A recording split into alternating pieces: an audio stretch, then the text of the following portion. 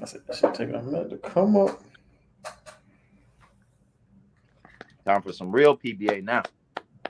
It wasn't even PBA before. This is the real PBA. Yeah. It's the real finals.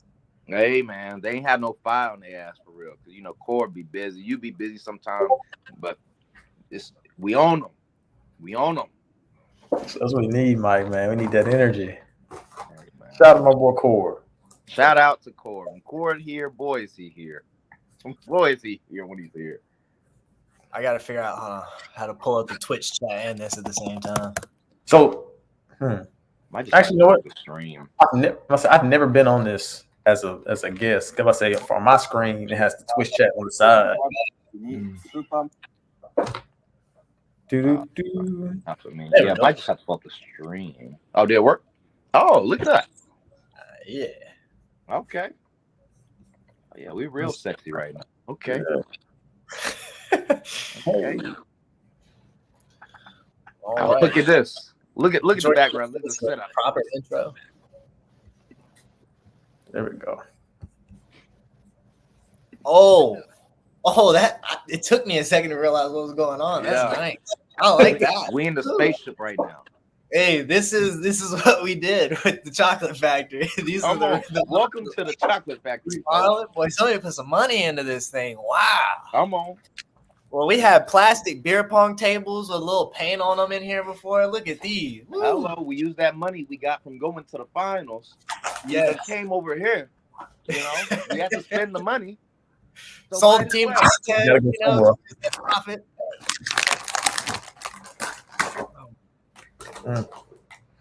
Jordan.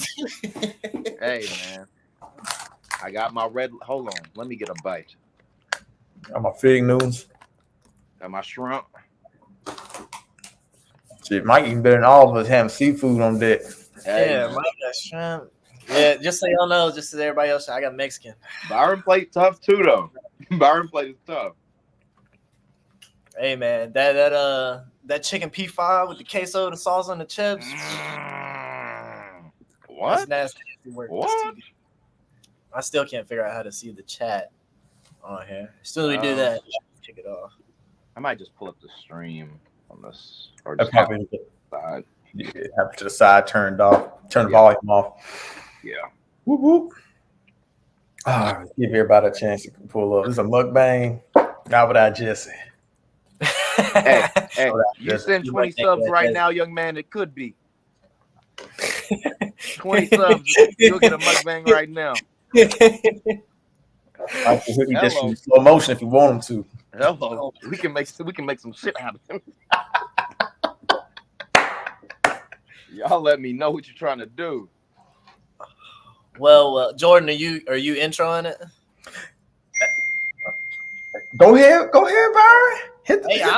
I was gonna let you take. All right. Well, welcome to the new and improved Out of Bounds. As you can see, we've got brand new decor lining the walls. We really spent $1 on bringing in some new tables, some new lights. We got new camera crews and everything.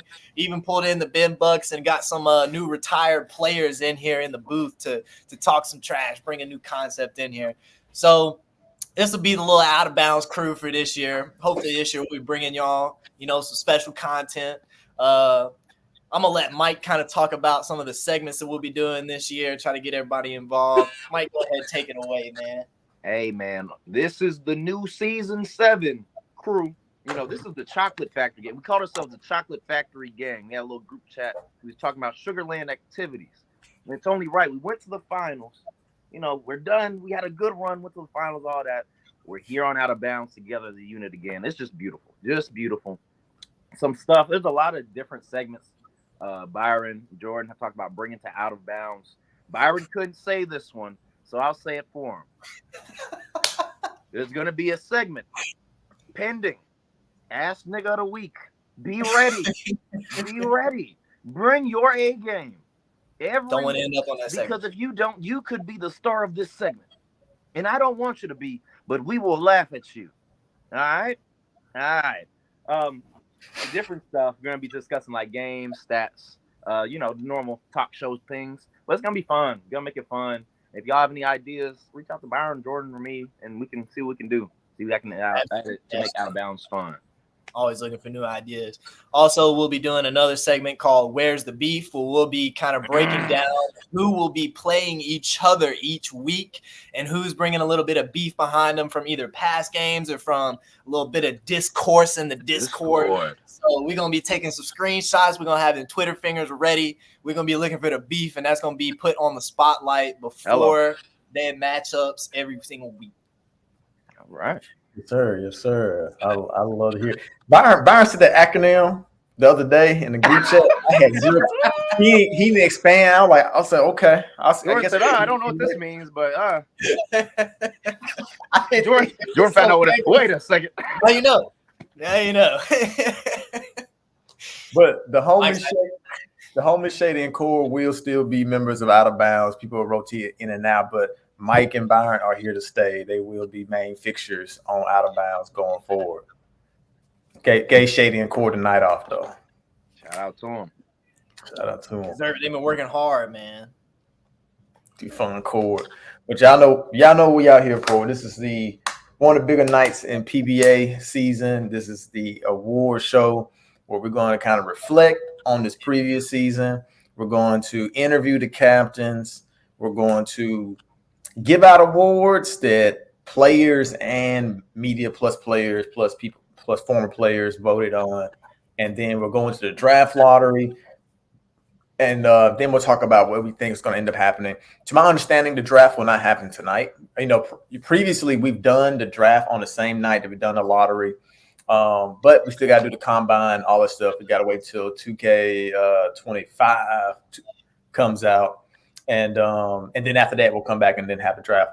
But as DeLon, a.k.a. the Posse, pointed out earlier, thanks to Cuz, we will show all 5 rounds of the draft when we do have the PBA draft.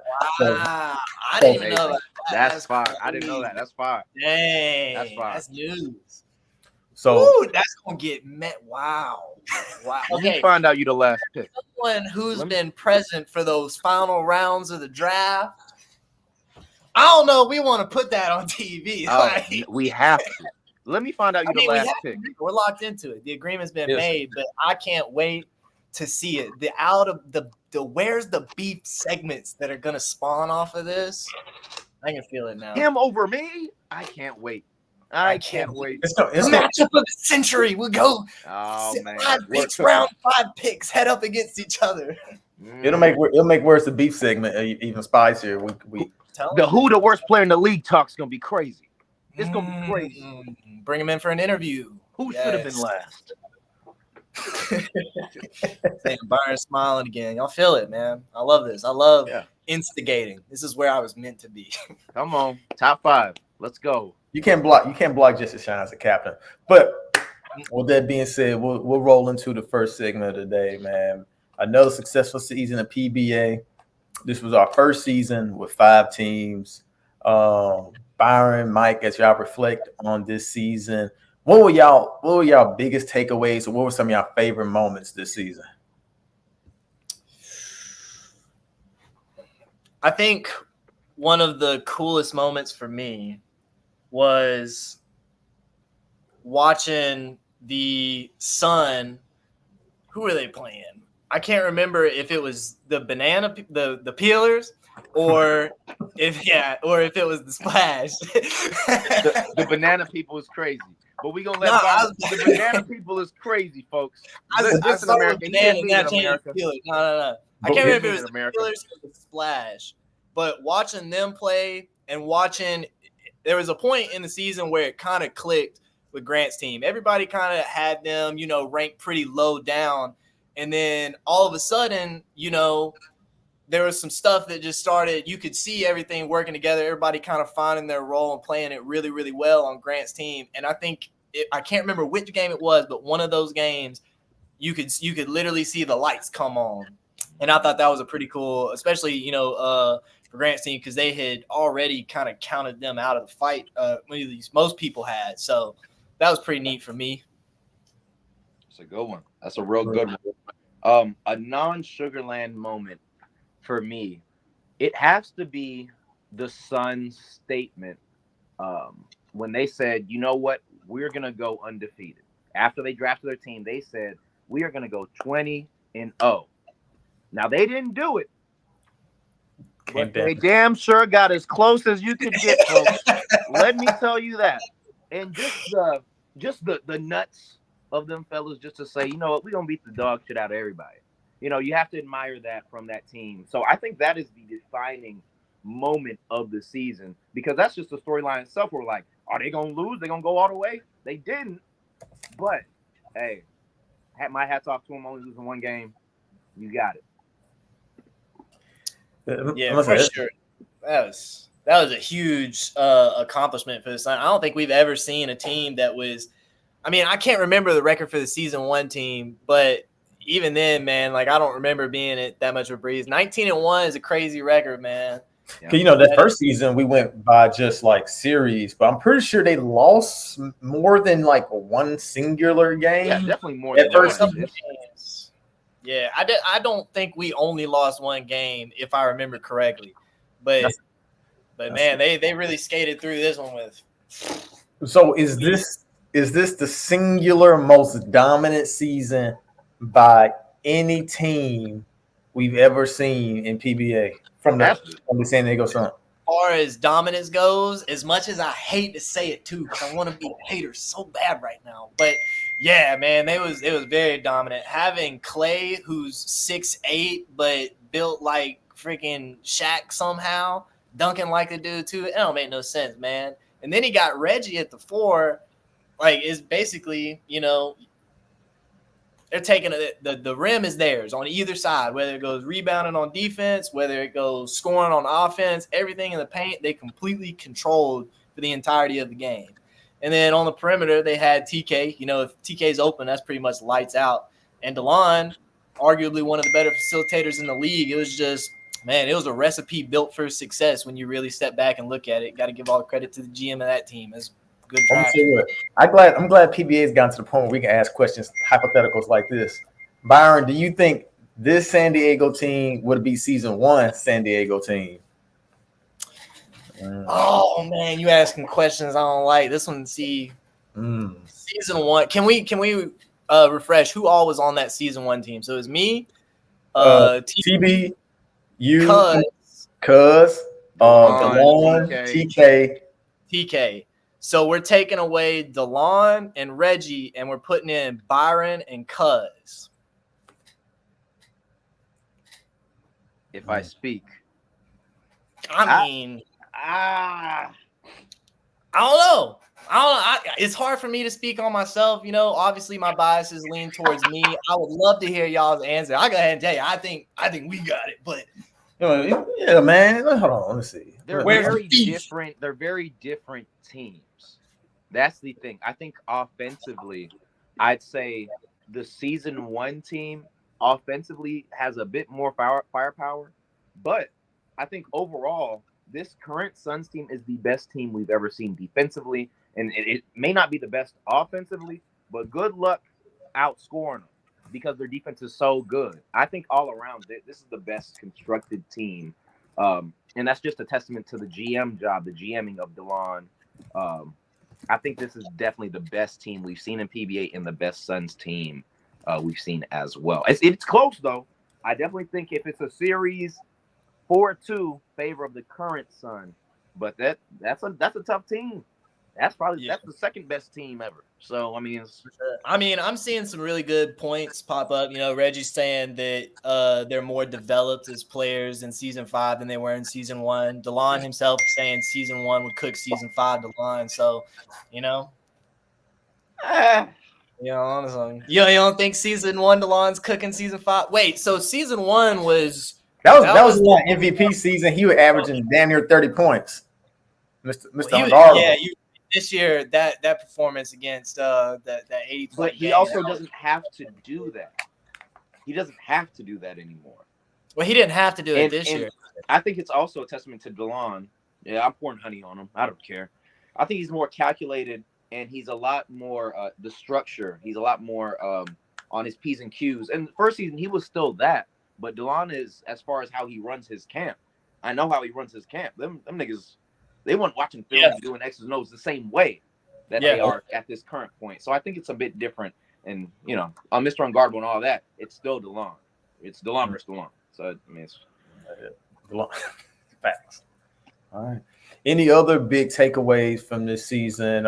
We had a brand new team, the Gulf Coast Splash.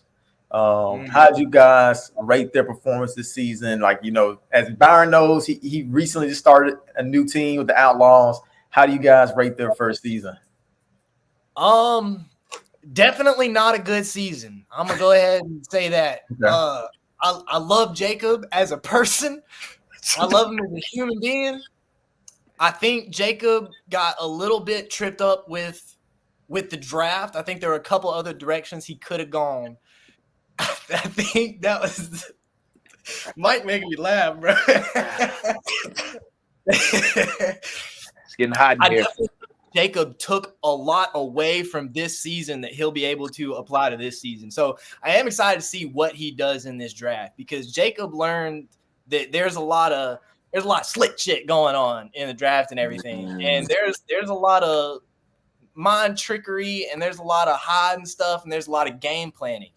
And it is a tough place to step in, really, as a green jacket, and go with the flow. Like, there's a lot of hardcore veterans in there. DeLon, TK, they're plotting together. They've been doing this together for 5 damn years. They got 2 rings. That's already hard to step into the ring with, and DeLon got position on it. But this year, I think it's going to be a little bit different. I'm not saying that 1 year is enough to learn everything you need to know for the draft, but I am saying that Jacob has a better idea of what he needs to succeed as a GM in this league.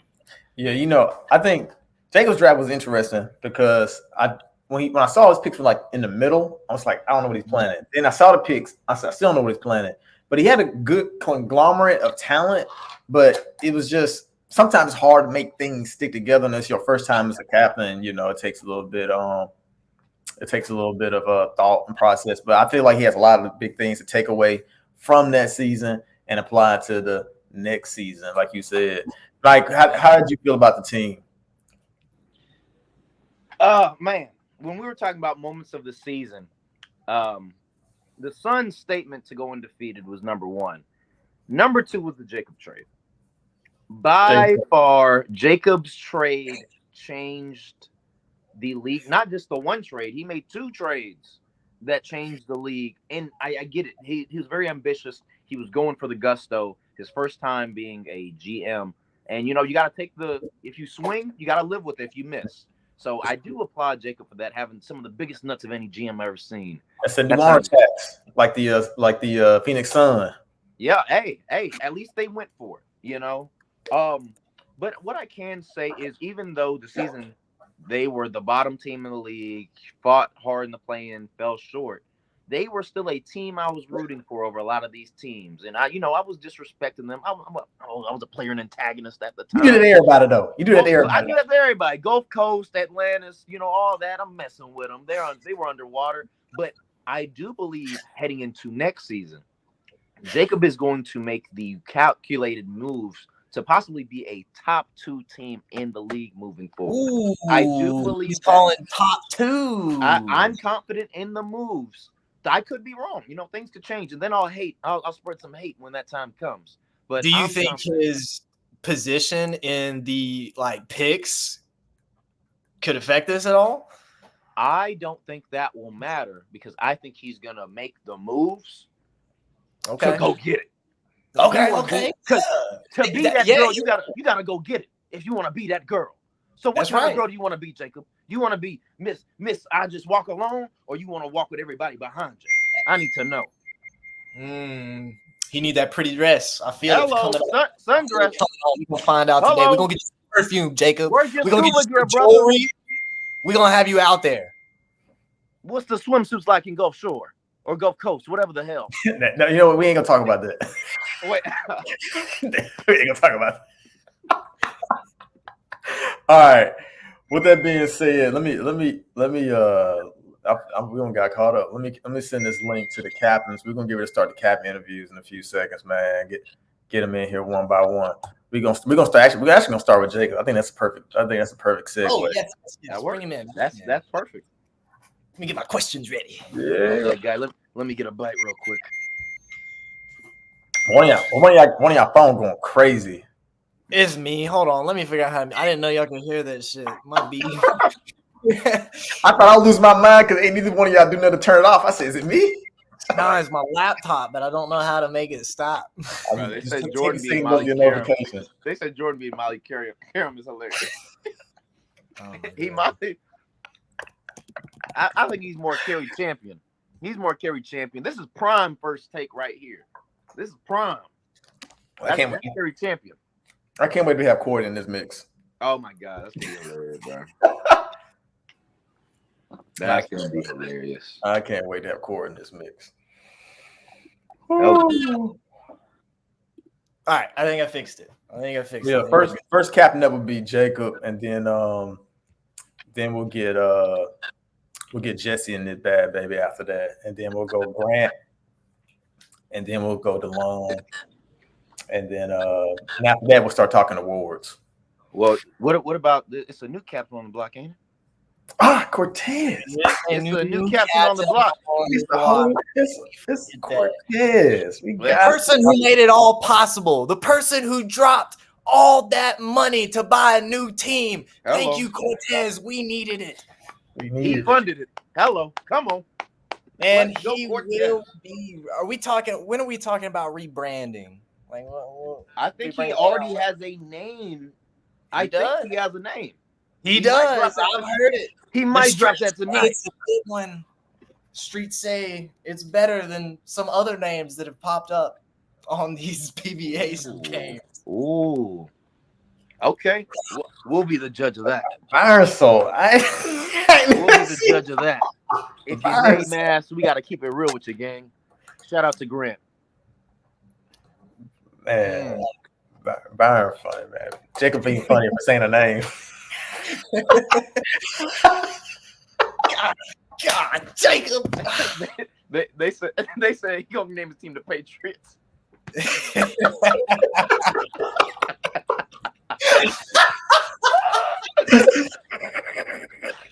Oh man, Jacob, where are you, brother? Oh my goodness. Oh, that's shout out to TB, man. Shout out for that. Shout out for that sub, brother. Shout out for the sub. 19 more subs, you're getting that mukbang, brother. You're getting that mukbang. Oh man, this is gonna be a fun season. We can keep until Jacob gets in here. We can keep talking about moments from the season. Give me a. You said Grant. Give me a Atlanta Dungeon family moment. We ain't talked about them at all so far. They were a team that definitely turned it on later on in the season. You know, the personalities had to gel, had to mend. Didn't end up in the finals. They ran into some demons.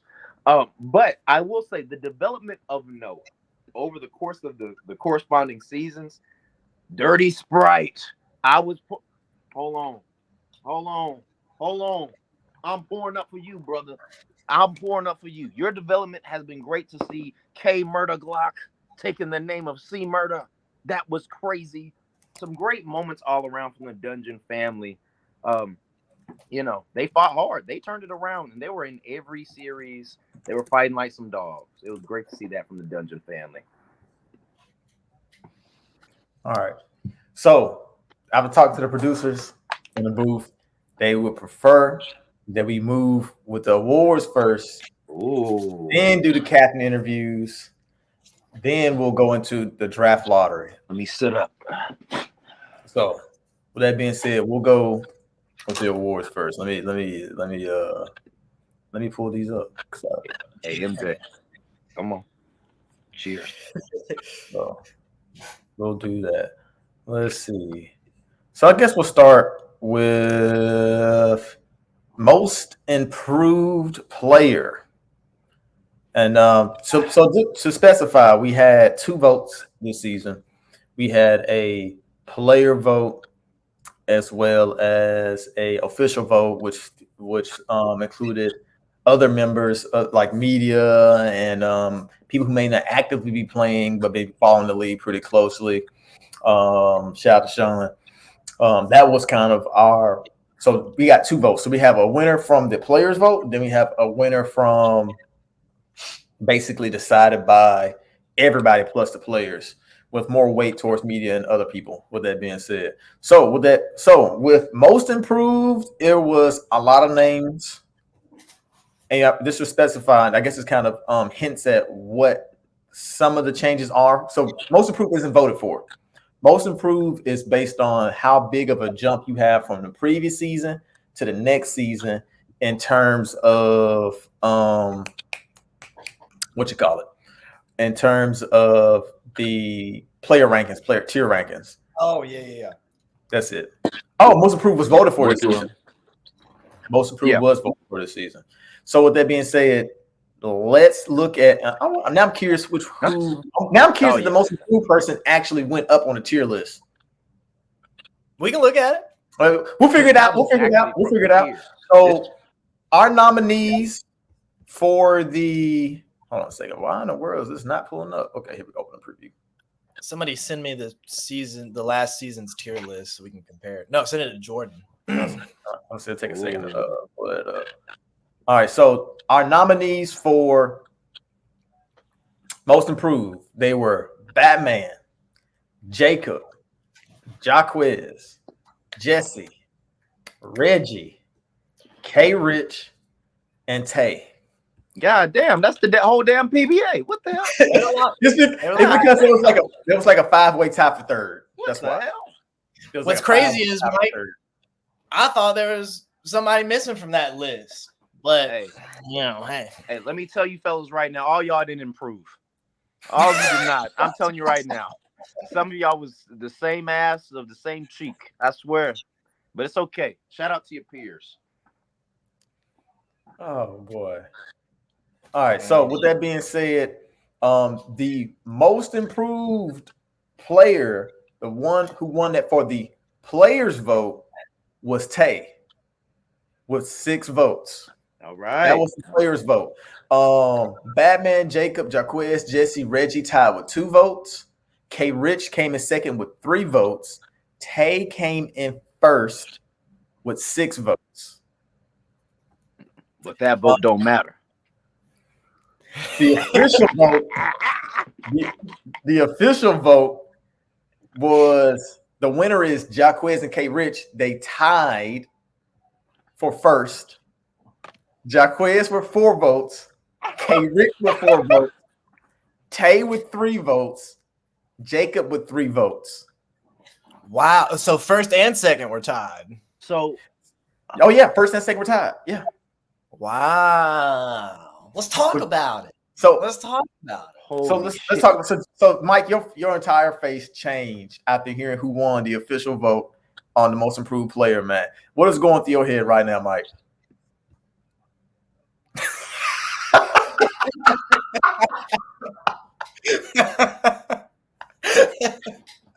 I don't know if that's playing or not. Maybe. Mike, we can't Hello. see you.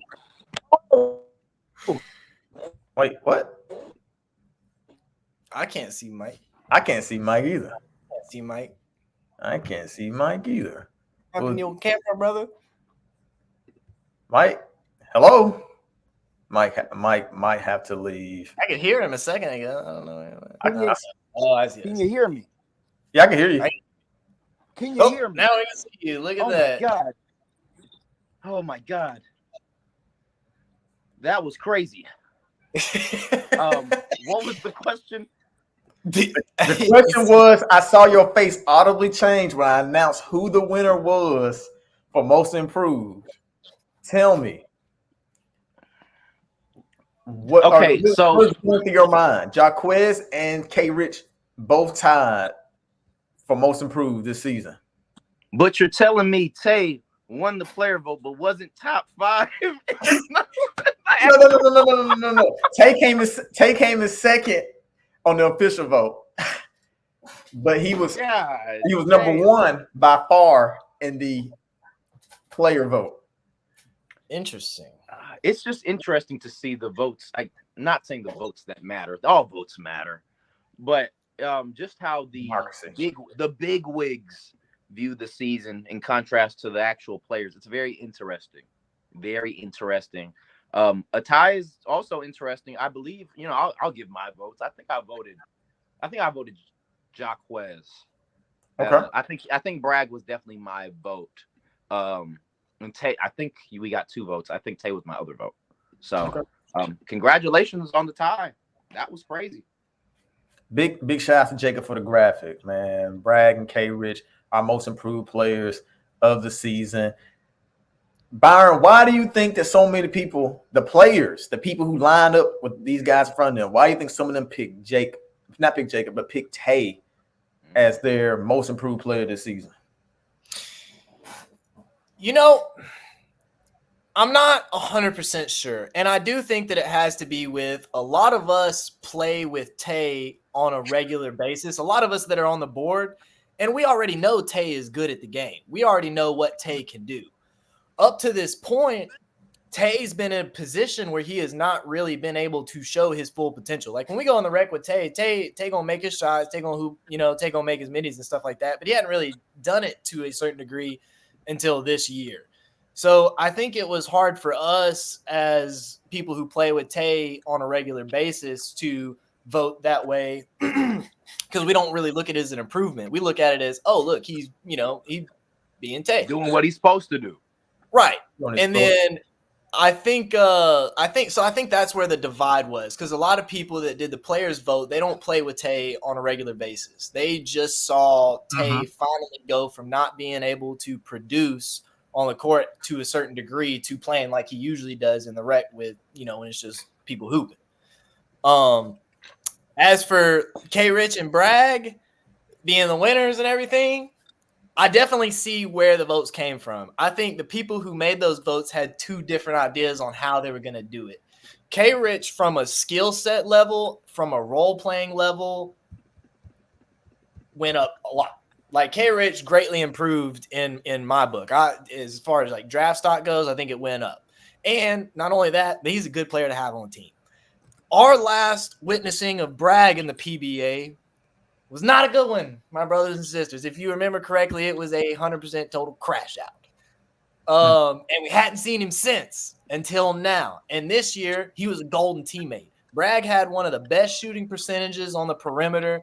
He played great, outstanding defense. As far as I know from my talks with DeLon, he was a great teammate on the team.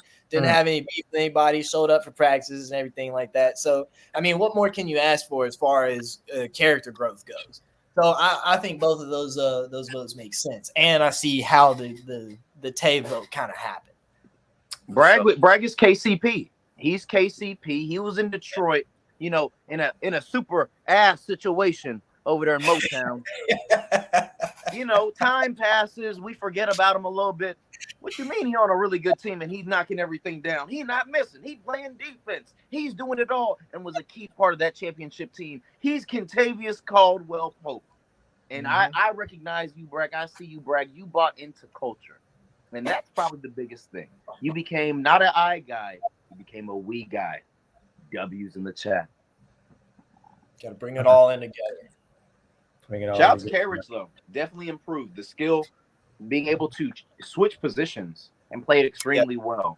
I think in the PBA, being able to switch positions and still be effective at it is a very underrated.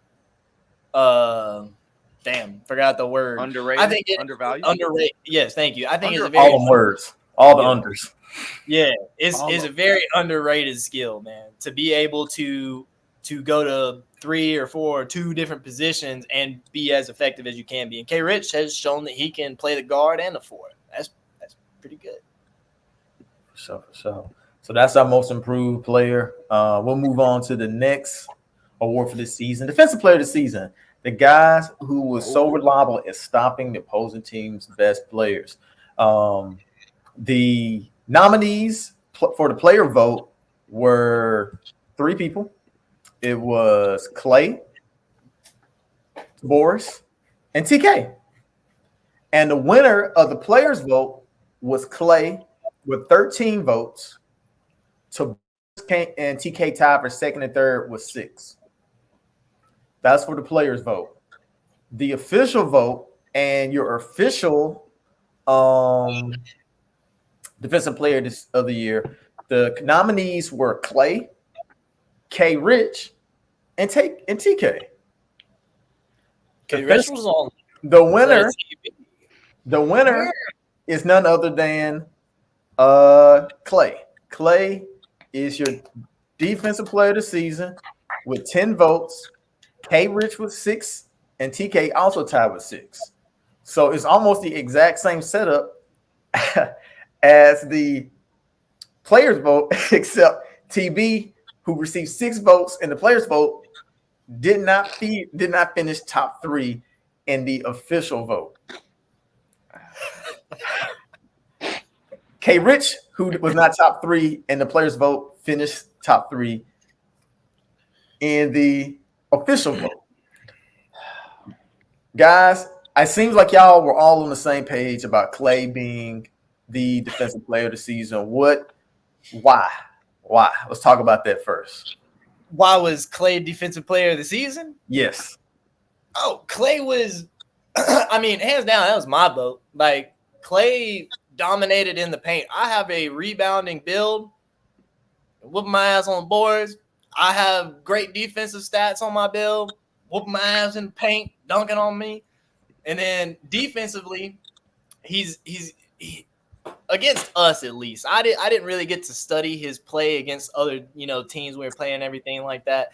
But against us, he approached it from a very logistical standpoint. Like, for example, when Mike was down there in the paint, he played low nonstop and it gave him an edge. When he was playing against me and I was able to stretch him out a little bit more, he would lean on Reggie a little bit. And he still figured out that balance relatively quickly without any of us making points and forcing him to do one of those things. He knew exactly where to be when it happened. Clay, definitely, I think he got my vote. Now, the player vote being TB and then him not being in the final. So we had who K. Rich and TK. So basically, K. Rich took TB's spot in the official vote. Mike, how do you feel about this? Would you call that a snub on TB part, or what are you thinking? I don't mention politics a lot in general, but I think it comes down to the big wig voters, the powers that be, viewing K. Rich in a certain way that the players don't view K. Rich a certain way, and I feel I definitely had TB as my third vote. My voting was the exact same as the players' voting, damn near. Clay, deserved defensive player of the year, one of the most dominant defensive player of the year seasons we've seen, by the way. But I definitely would and did have Taboris in that spot over K. Rich. But I understand and just know I know who you are. Why K. Rich is in that spot because of TB. Okay. All right. Not saying I agree, but I understand. You understand. I hear you, Mike. I hear you. But it's a testament to K. Rich and his ability to be versatile and defend well and doing what's asked of him in moments, those spur moments. And it was noticed. So I was about to say, shout out to the nominees, man. All great defensive talents. I guess we won't do MVP next. What we'll do next is we'll do defensive teams. Then we'll do second. We'll do second team. What about 6-man? 6-man. Is that even on here? It may not be. 6-man of the year? Yeah, it's not. It's not on the official document sent to me by the commissioner. That works I for don't me. remember nothing on the 6-man of the year either. It's not. No rookie of the year? No. That's wild. Well, No. Oh well. No. Okay. Let's see. Team. Give me just a second, fellas. I'm gonna pull. Also, the result of that poll we did earlier, asking which team would win between season 1 Sun and the current season Sun. Season 1 Sun won that poll. People think season 1 Sun would win in a 7-game series against each other. Understandable. The chat is saying Sam was the only rookie, so therefore Sam is. Fuck it, Sam. Congratulations, Sam! Rookie of the year. Sam. Yo! Hey, Sam, I am. Hey, you just went up on my board, brother, by winning that award. Hello. Come on now. Come on I now. wanted you to see if you'd win the award first. I wasn't too Hey, sure about award it. winners only over here. Hello. All right. So with that being said, we'll talk about all defensive team. There's only one team. We don't do two teams for because that means we did 10 people make defensive teams. That means that They don't deserve it, Jordan. Say it like that. These niggas they bad. don't. They don't deserve They it. don't. Half the team are not all defensive. That is absolutely No. that is absolutely true, Mike. So with that being said, 5 people were given this honor. Let's talk about the players' vote. So the players vote for this. The players voted that DeLon, Taboris, TK, Clay, and Cortez were the best defensive players in the league. The official vote pretty much mirrored it. So your defensive team, PBA defensive team, is DeLon, Taboris, TK, Clay, and Cortez. Now, mind you, I find this so funny that Taboris on the official vote got the second most votes on the all defensive team, but does not make top 3 for defensive player of the season. Now, Jordan, I'm glad you finally see what's really going on. You finally seeing what's really going on around here. I love you opening your fifth eye, brother. See, I think it's funny that Jordan said you can't. Half the team can't be all defensive, but here we are with 4 out of 5 starters on the all defensive team for the Sun. That is crazy to me, and I think that is maybe what is contributing to some of Taboris's voting scales because a lot of people that had to deal with Clay didn't have to be. There were a finite number of people that had to deal with TB. And none of them were on the board. Well, see, I'll say so. And also, one more thing. While they say I'm being told from chat the TB was listed as a guard, but still, there's 3 forwards on here over K. Rich. There were 3 forwards in the defensive player of the season vote. It was K. Rich, TK, Clay. That's 3 forwards right there. So why didn't K. Rich finish over Cortez? What is this comment? You're on the board, brother. He said, he said the board saying guards can't be defensive player of the year. You're on the board. Oh my God.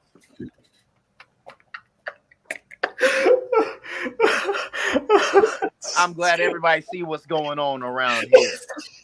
This is ridiculous, and I won't stand for it. Things are changing. Insert SpongeBob hall monitor me. Jay not white.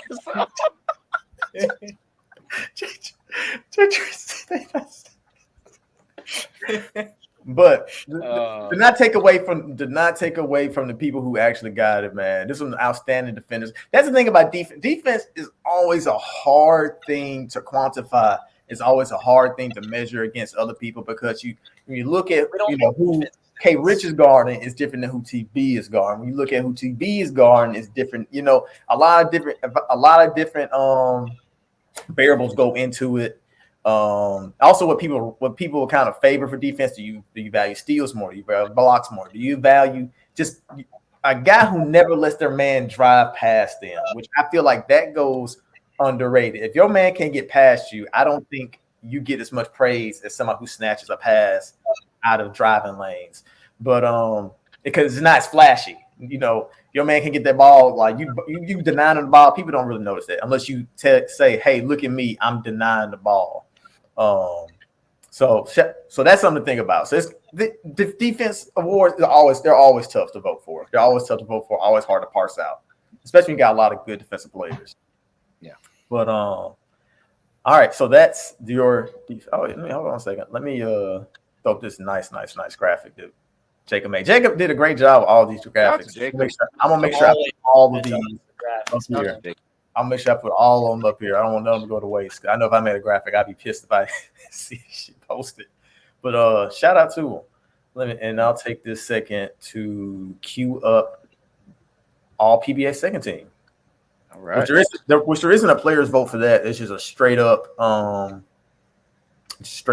for that. Let me give me a second. Are we gonna see the tier list as well, Jordan? Yes, we will. We doing all that, Mike. I'm gonna do the second. I'm gonna do second team, first team. I love it.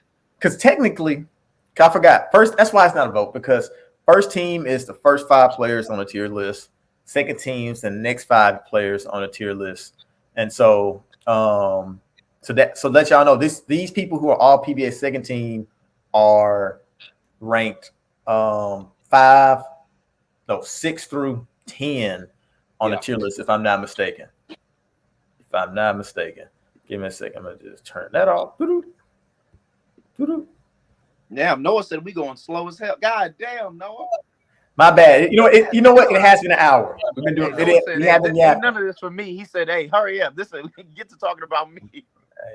Hey, all right, so let's get to it. So, with that being said, your second team was Dewey, Tay, Reggie, Cortez, Tabors. That is your all PBA second team. Is that right? Cortez on there twice? Is he? Nope. Dewey, Tay, Reggie, Cortez, Tabors. I might have said Cortez's name twice. But Cortez was on the first team. No. That was defensive team. This is all PBA. Oh, this is all PBA. Mobby. Yep. Right. You're right. So Dewey, Reggie.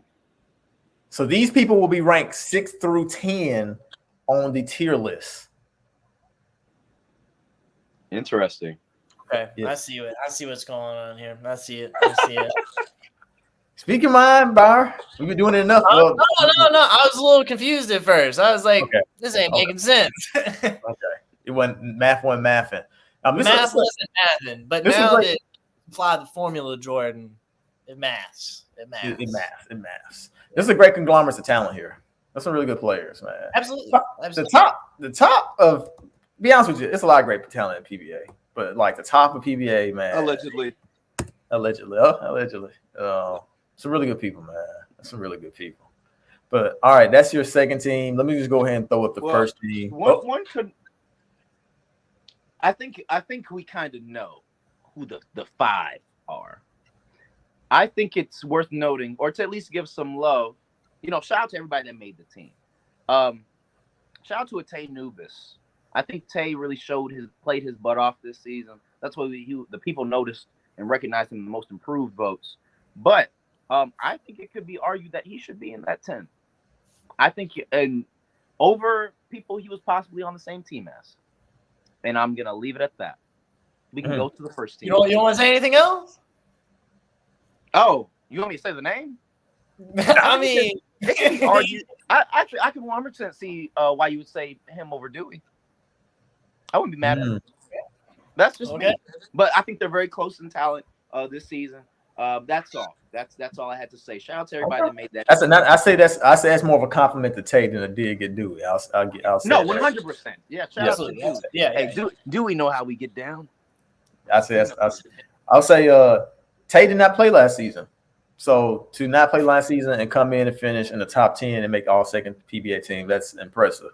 So with that being said, without further ado, we have the first team: MJ, Mike, TK, Clay, DeLon. That is your all PBA first team. Oh, so Cousin isn't in the 10. No. Oh! Oh! My bad, Eugene. Okay. Woo! I didn't notice that. Oh, pour up, Mike. Pour up a little bit. Shout out to Grinding Coffee Co. Man. Rest in peace to Rest in peace to a real one. Oh my goodness. They're not here no more. Wow. So what were we missing? Because we said MJ, me, TK, Clay, DeLon. And then the next group is Dewey, Cortez, Tay, Reggie, Tabors. Byron, you can go ahead and go first. Honestly, I didn't even hear what Jordan said because I'm over here like, man, I'm reading the chat and everybody is kind of stuck on, you know what? Fuck it. First session. Where's the beef? Jake was, buddy. Oh my God, they're going in on him. There's Jay Cuz is in here saying season 6, I'm busting y'all ass. They talking about, hey, the shot hurt when he didn't make it out of the finals, but the real shot was the top 10. There's beef brewing. I'm ready to see what Jay Cuz can bring back next week. Is he going to prove himself in that top 10 or is he not? Find out on the first sessional. Where's the beef? I got to supply. And I bet he a top 8 draft pick. I will say was actually funny is the team that made it to the finals has one player in the top 10. The Outlaws made it to the finals, and only one player on their team is in the top 10, and that's Mike. And I'll say this: the Sun go. Something adding up there. The Sun go undefeated if Mike, Cuz doesn't play in those last 2 games of that series, that first PBA series. The Sun go undefeated. Yeah, I'll say that right now. Yeah, but how many people? How many people on the Sun though? Let's see. They got Reese, Bragg, and Reggie, but we lose to them if we don't have Cuz. Like if you just put some other Joe Schmo on there, we lose. He's the reason we won that one game off the Sun. I can also say somebody asked, "Who am I taking out?" Dewey, I love you, brother. I love you. Ooh, there's the beat. I love you. And you may be the 11th or 12th best nigga in this league this season. But I would personally have Cuz in that 10. Don't know what spot, but I would have him in my 10. That's me personally. Shout out to everybody that made first and second team, though. Cuz or Dewey in that top 10 spot. That's something to talk about. That's something who honestly, I don't want to put it in a performance state. And I know we're taking forever, Jordan, but no, go ahead. Go ahead while I pull something else up because I'm about to get ready to get the tier list up, and then we'll see what order people came in, and we'll see where Cuz finished for the season. Yeah. So Cuz came on. I'm the team captain. Mike is co-captain. Obviously, there's 2 very loud voices to speak over, and Cuz still showed that he was a very valuable piece of that organization or that team as far as play style went and everything. Did Dewey do the same over there in the dungeon? I'm gonna be honest with you. I don't think I can see. I hate to cut you off, Byron, because you were right. He said it's not supposed to be Cuz versus me. I agree. Because it's not just one person in that top 10. I think Cuz is better than. So sure. That's so in Dewey defense, because he probably feels like, oh man, I'm the one person. Yeah, no, actually, I think who I would take out. I was honest with you. I think he's better than a few people in that top 10. Like taking out Reggie, maybe Reggie. Fuck him. Well, I didn't mean that, but you know what I mean. Maybe Reggie. Hey, they can't hit you with a band no more, Mike. It don't matter. Hey, man. Shout out to you fellas. You love you. Let me see. Let me throw this share screen up, and then I'm gonna. This is not gonna. While y'all look at this beautiful graphic Jacob made, I'm gonna go find the tier list. Did I post that? Hey, fun to your boy. We need Cord in here, bro. Shout out to the first team, man. Shout out to the first team. Shout out to Mike. Hey, way to put some black and red on that board for the last time, Mike. Thank God you're here. Red Velvet. The team that made the finals got one person in the top 10. Well, I mean, so do the Peelers. Splash ain't got nobody, and neither does. Okay, you're talking about top 10. Yeah. Yeah, I'm saying, but I'm saying, let's see. Let me just pull it up. Let me pull the tier list up. Where that shit just go that fast? Okay, on my laptop. Let's see. Stop share screen. Let's look at it. Because you're right. If it's, let's see, share. Let's zoom. Oh yeah. Here's what we need. Yeah. So now a fair point was raised. This is from Taboris. Yeah, I'm saying your name, Negro. A guy that was in a play-in made first team. That's wild. MJ. Now let me tell you, MJ is one of the reasons they weren't the worst team in the league. Let's say that MJ was on fire, like he was giving your ass buckets, TB. like MJ is tough. Like I gotta be honest. So regardless of if his team was in the play-in, his skill is still recognized and his performances are recognized. So here we go. The top 10. So at number one, and your tier one players, these are the cornerstones. These are seen as players you can build around. You got DeLon, you got Clay, you got TK. 3 players all on the same team. These are your cornerstone players that you can build an entire team around.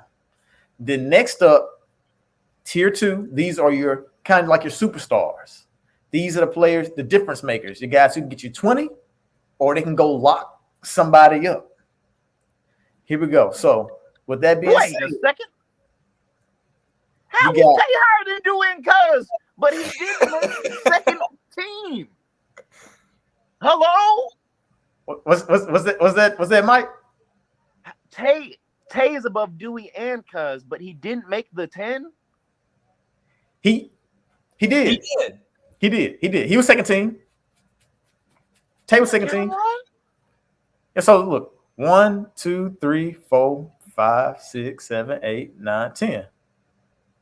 It Cuz was 11. So that's why he didn't make first or second Excuse team. me, America. I'm sorry. Mike had to take his glasses off to see better. My bad, America. Mike had to take his glasses off to see better. But yeah, so your second tier are the players who, like I said, give you 20 or they can lock somebody up. So these are your guys. So Mike was 4th, MJ was 5th, Taboris was 6th, Cortez was 7th, Reggie was 8th, Tay was 9th, Dewey was 10th, J Cuz was 11th. Now I'll say this, and y'all know I'm a purist when it comes to the terms we're using. Franchise guys you can build around. And DeLon, he's shown that. Multiple different seasons, he's been the guy that gets to the finals. TK, when DeLon wasn't there, he got his team to the finals. My brother. I love Clay to death. He got an immaculate. He got a stupendous cast around him. Jordan. Is Clay someone that you draft top 4? Are you gonna make me? Are you going against your brother right now? I'm only posing questions. I'm posing questions, Mike, and to you and Byron. Is Clay a guy that you take top 4 in the draft and you build around him? I think he was drafted. I think like 2nd or 3rd round. He was. Okay, so I wanna pose this question for later because I think some of the answers could be answered by a certain captain. In interviews later. Okay, yeah. Okay. I think due to his change in role and also buying in, that was also another thing for Clay as well. As for a lot of guys in this league. I did think that Clay fell too far in the draft. I do think that. I was surprised he went 9th. That can be debated depending on how you feel about him last season. But this season, there's a reason he might possibly be the MVP of this league. I don't know yet. But there's a reason, defensively, offensively, efficiency-wise, Clay checked damn near every box this season. And there's only so much more you could ask of him to do this season.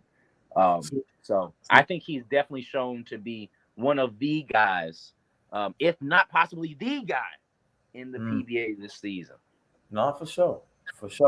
Clay's had a stupendous. He's had a stupendous run. Like I said, he won Defensive Player of the Season, as we already saw earlier, and people spoke volumes about how well he's played this season.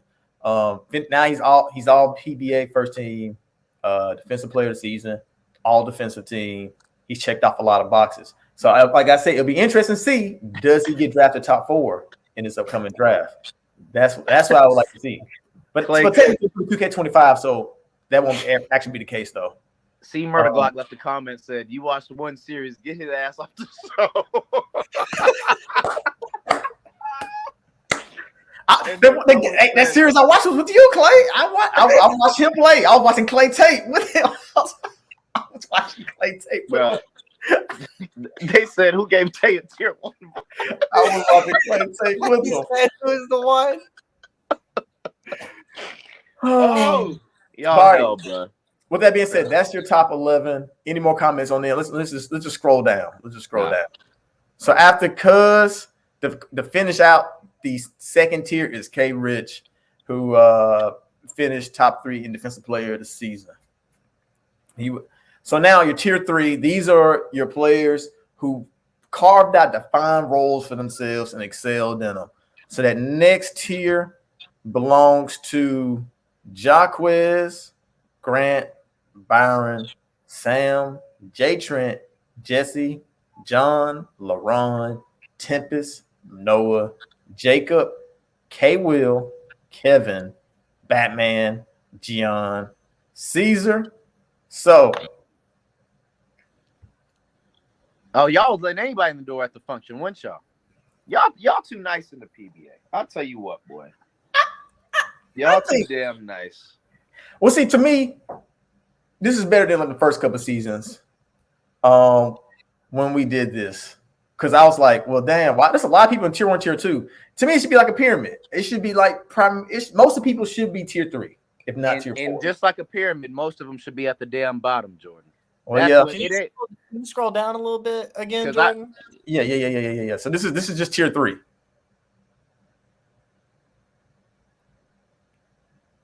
Shout out to Batman, tier 3 now.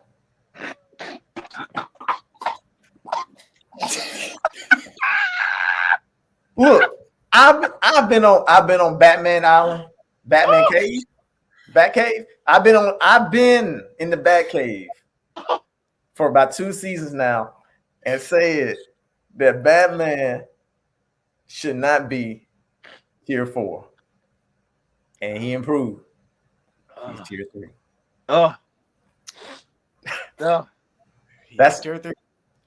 Other than that, I feel like everybody else is in tier 3. I think is reasonable. I don't think there's anybody here I would say had a tier 2 season, and so I'll let everybody else argue about order, because at this point, I feel like it just depends on what role you're in and what role you played this season and what your team asks of you, and based on that can change the order you're in tier 3. In my opinion, these people were always. Everybody here was asked to play a role, and the role you asked to play might not necessarily been the role you needed to play or would have been advantageous for yourself. I think the debate becomes at this point, because I agree, our tier 2 and 1 is everyone that should be in that tier. I think the debate now becomes who should be 4. Right. This is a lot of tier 3s, and do I believe all of them should be in there? Hell no. Hell no. Who's in 4 this season, Jordan? All right, so tier 4, and this is the diamond in the rough tier. This belongs to Nova on top. There was only 2 people, which I will say. I think I said this before. It does not make sense for there to be 20 people in tier 3 and then 2 people in tier 4. And I think it's a math thing, though. I think it's a math thing. Yeah. It's a hating thing, Jordan. Niggas is haters. I think it's a math thing because that doesn't make sense. It doesn't make it. I said it every season. I'm like, why is there only 1 person or 2 people in this one tier, but there's 20 people in the tier right above it? I think some more people belong to be there. That's all I'm saying. I think Kevin should have been higher, bro. I'm gonna say it. I think Kevin slept on. I was talking to Clay about Kevin. I was like, Kevin averaged like 12 points off the bench. Last season. He was like, he did. I was like, yeah.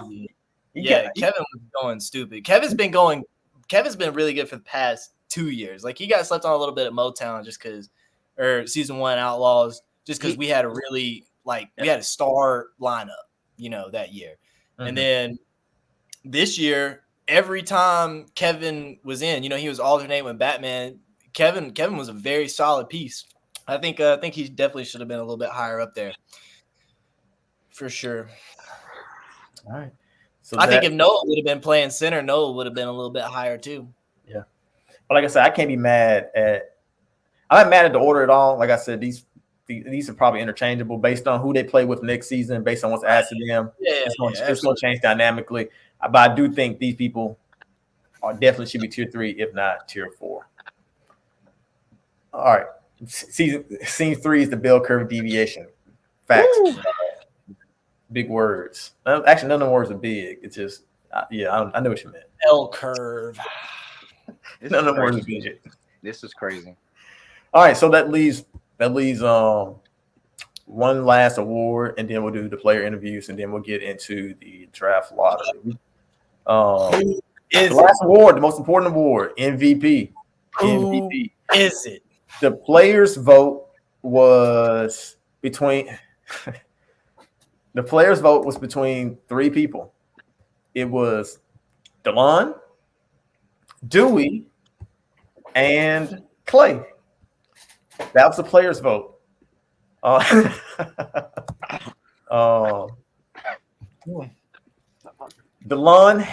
and the players' vote had 10 votes. Clay had DeLon and the players' vote had 13. Dewey had 4. Clay had 12. The official vote, there were only 2 people voted for. They were DeLon and it was Clay. And the winner of the MVP on the official vote was Clay. Clay is the MVP of this season for PBA. How you can score 89 points in a game and not get it? I don't know. Have Clay on your team is just a dominating force. That's the only way to do it, I guess. DeLon, that's a tough sellout right there. But you did it to yourself. You shouldn't have drafted him. You should have left him for Jacob. All right, because Jacob needed him. That's what should have happened. It could have been a whole different league. You could have been the MVP. You still could have got your 89. You did it to yourself. That's a crazy sliding door moment. It's your fault. That's a crazy sliding door moment. Like if Clay ended up on, it was a couple different teams Clay could have ended up on. That's a crazy sliding door moment, man. Like that probably did change the entire course of this season. Oh, I'm in there in the draft listening to, you know what? We're going to save it for interviews. Yeah, we're gonna save it for interviews, man. But with that being said, Clay is your reigning MVP. The Sun produced another MVP. The Sun produced 3 out of the 5 MVPs we've had, because DeLon was MVP, TK was MVP, and now Clay is an MVP. The Sun produced MVPs. Next year, that top 3 gonna make some sense. Just saying, hey, talk your shit, Dewey. Talk your shit. And like I said, this is Mike. You disappeared again. Mike disappeared. Dewey is a phenomenal player in this league. I don't want to get nobody twisted. That boy is a bucket. Absolutely. Yeah. We've been kind of talking crazy on Dewey. We've been talking crazy all night, to be fair, though. We've been talking 100%. Absolutely. That's what out of bounds is now. You got to get used to it. Somebody gonna leave with their feelings hurt every damn day, and it just means we're doing our job right. Dewey, excellent job this year, my brother. Excellent job last year. I don't think Grant missed when he took Dewey, as his first round pick. I think that was solid. I think he'd do it again if he had the chance. So Dewey carried him through a couple of those games. Like, it wasn't always, one player that was stepping up. Like, if Grant couldn't step up, Dewey would step up. Tay couldn't step up, K. Rich would step up. Like, it was very interchangeable. Like, wherever one person was needed to shine, they did. That was what made Dungeon Family so good. So, I think, give him props. I don't think, like, if you have a team to go 19-1, the MVP gonna come from that team. I got that shit on me, Shy. And the Atlanta Dungeon Family had a great season, and because they did finish with the second best record, correct? Yeah, they did. So it makes sense that third best. The Outlaws came back from in the end and scooped up that second. So with that being said, Outlaws, maybe they deserve a nominee. Not saying anybody should have won last season, but maybe they deserve a nominee. Same thing, and I'm not mad at somebody on the Dungeon Family being voted for as well. And I think if anybody on the team was voted for, I think Dew is that's a solid pick for that as well. But with that being said, I feel like the person who should have gotten it.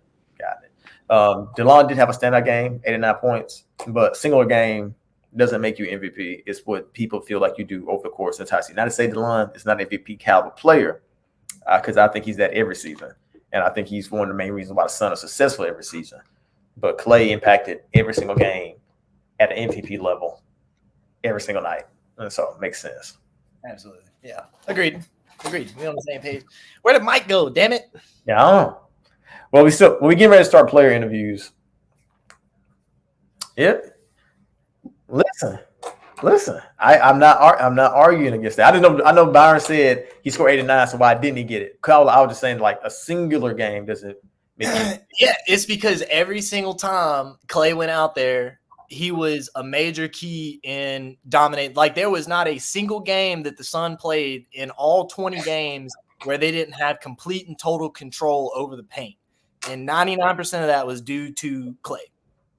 But with that being said, the vote was 10-13. So like somebody got to win it. So, and it was between two people on the same team that went 19-1. Somebody was gonna win. With that being said, oh, there go Mike. He's sideways. Oh, there we go. He got that vertical camera now. Here we go. Still handsome. You good, my brother? Oh. There it is. Can you hear me? We can hear you, brother. Can you hear me? Yeah, me and you switch places. Oh, Yeah. hell. Can you not hear us? Can you hear me? Yes. Yes. Oh, I can't hear. Oh, hell. My bad. Hold on. Let me see if this works. Hey. Test. Mike already on. Come Mike, on. I can't. TV mic is already on. I still can't hear you. God damn it. God damn it. I'll figure it out. Y'all keep. Okay. Get the first interviewee in here, man. Okay. Jacob here. Jacob, you good? You ready? Okay, Jacob needs a second before we get him in here. This has been a fun night, Byron. This has been fun. I'll be honest with you. I didn't know the energy you and Mike were gonna bring. I love it. It was a good day. I love it though. Like I said, my only regret is Shady and Cord aren't here to witness this. Oh man. Well, technically Cord's here to witness it. I wish they were here to throw fuel to the fire. Jacob, give a thumbs up when you're ready. I see you, my boy. If Cord could have been here for this, and I hope Cord watching, man. Cord fucked up, man. You should have been here. You effed up, man. You should have been here. Cord somewhere, man. It's changing lives, man. Cleaning off his scalp. You gotta give that to him. All right. Coach crash out, the rookie GM this past season of the new Gulf Coast Splash. Oh man, Jacob, glad to have you, brother. Oh no, we can't hear you, Jacob. Muted. You and Mike, same dude. Mike, you figured it out yet?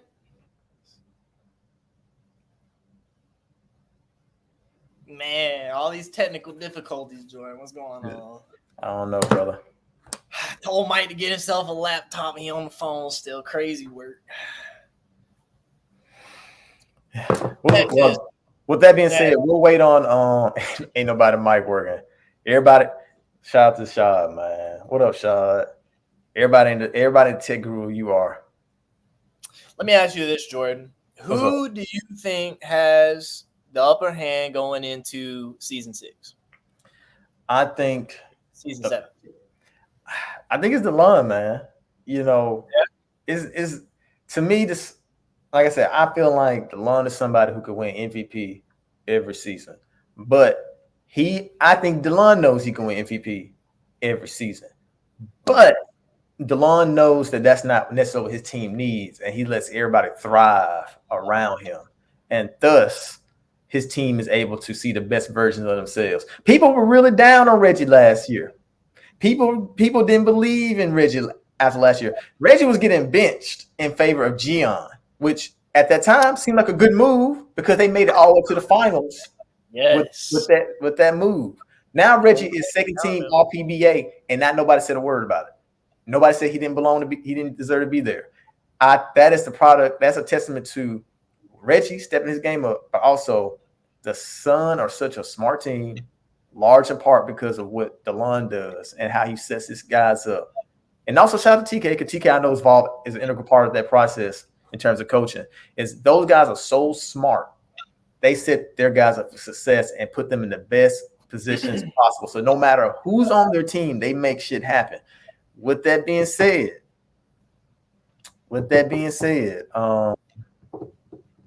I think that they are in the best seat because DeLon can retain TK if he chooses to, and if DeLon just for some strange reason decides to go in a different direction. You know, the streets say that he is thinking about going in a different direction, Jordan. I'm confident if he does, he will figure out a way to make it work and make that whoever his co-captain would be, make them shine. All right, let's see if Jake can be heard now. Oh, nope. Okay, still working on it. Well, let's bring Jesse in here, man.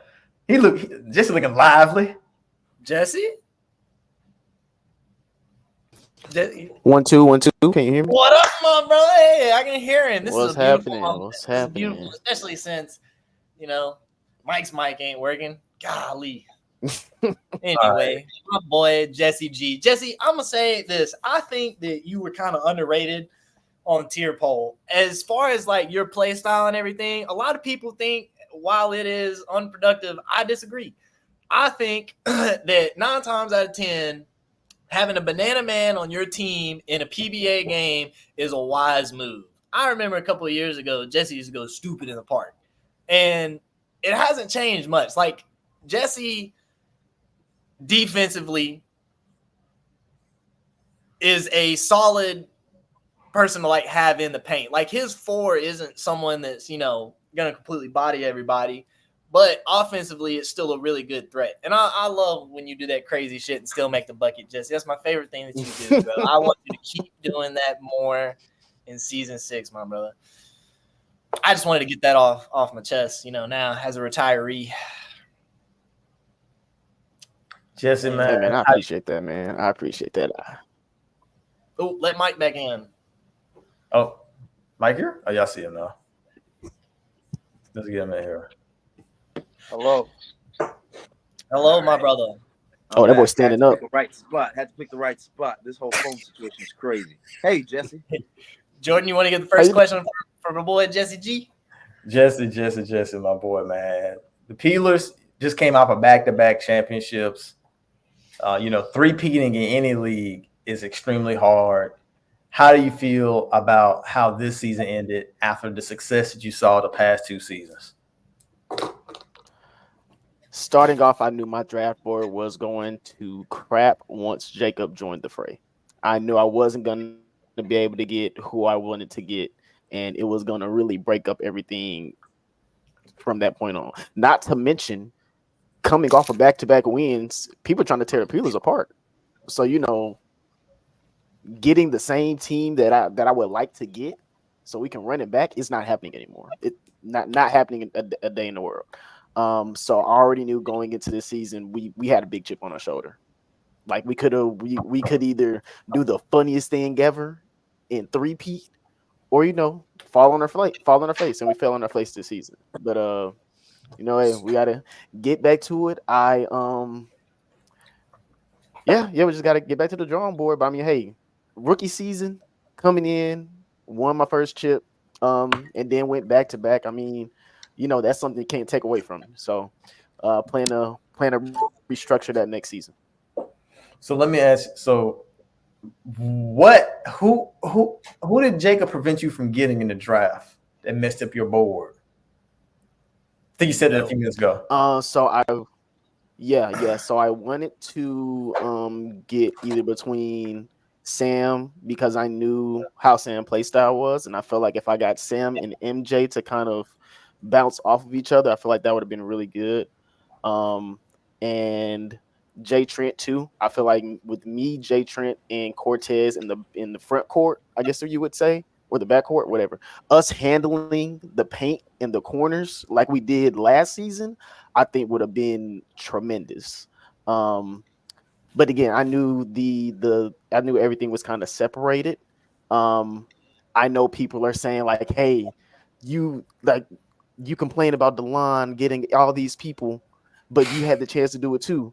It's not just me. There's 4 other captains here looking at this draft board, and it's like, I mean, say it again, Jesse. They didn't hear you back here. You gotta say it again. Like, come on now. You're It's literally their playing with these fault people that on this a daily basis. Like, Say, on a daily basis, we know what these people are capable of. Why not draft them? Why not put them in a spot on your team where you know they're going to deliver? You know they're going to thrive. So it's not just on me. It's on everybody at that point. But now we know, and I feel like all the captains should know, not to let DeLon get away with that again. Because if he does, it's going to be a repeat. he does it every And- season. Like I say it's a problem. You said, Oh no, you're absolutely Jesse right. called You're Jesse absolutely called right. DeLon a mastermind. It ain't a problem. No, Was you're he? absolutely right, man. I was very surprised for like season 3, season 4. I got the exact same team, and I was like, "Are we good?" DeLon damn near Is built the everything cool? exact same team from season 1. Like Yeah, everybody knew he was going to draft. yeah. Like And you know, you don't want to mess up with the, you don't want as to far as the mess up cap. the formula. So you know, hey, if something working, if it ain't Yeah. broke, don't fix it. Yeah, you just think that guys would have other people on their radars. Guys would have other people on their radars to kind of prevent that. Mm-hmm. The mic is missing, so I don't know where Mike is at. Mike, talk. Can we hear you? At least. What the hell is Mike? What is even going on? I don't understand what could be going on with Mike.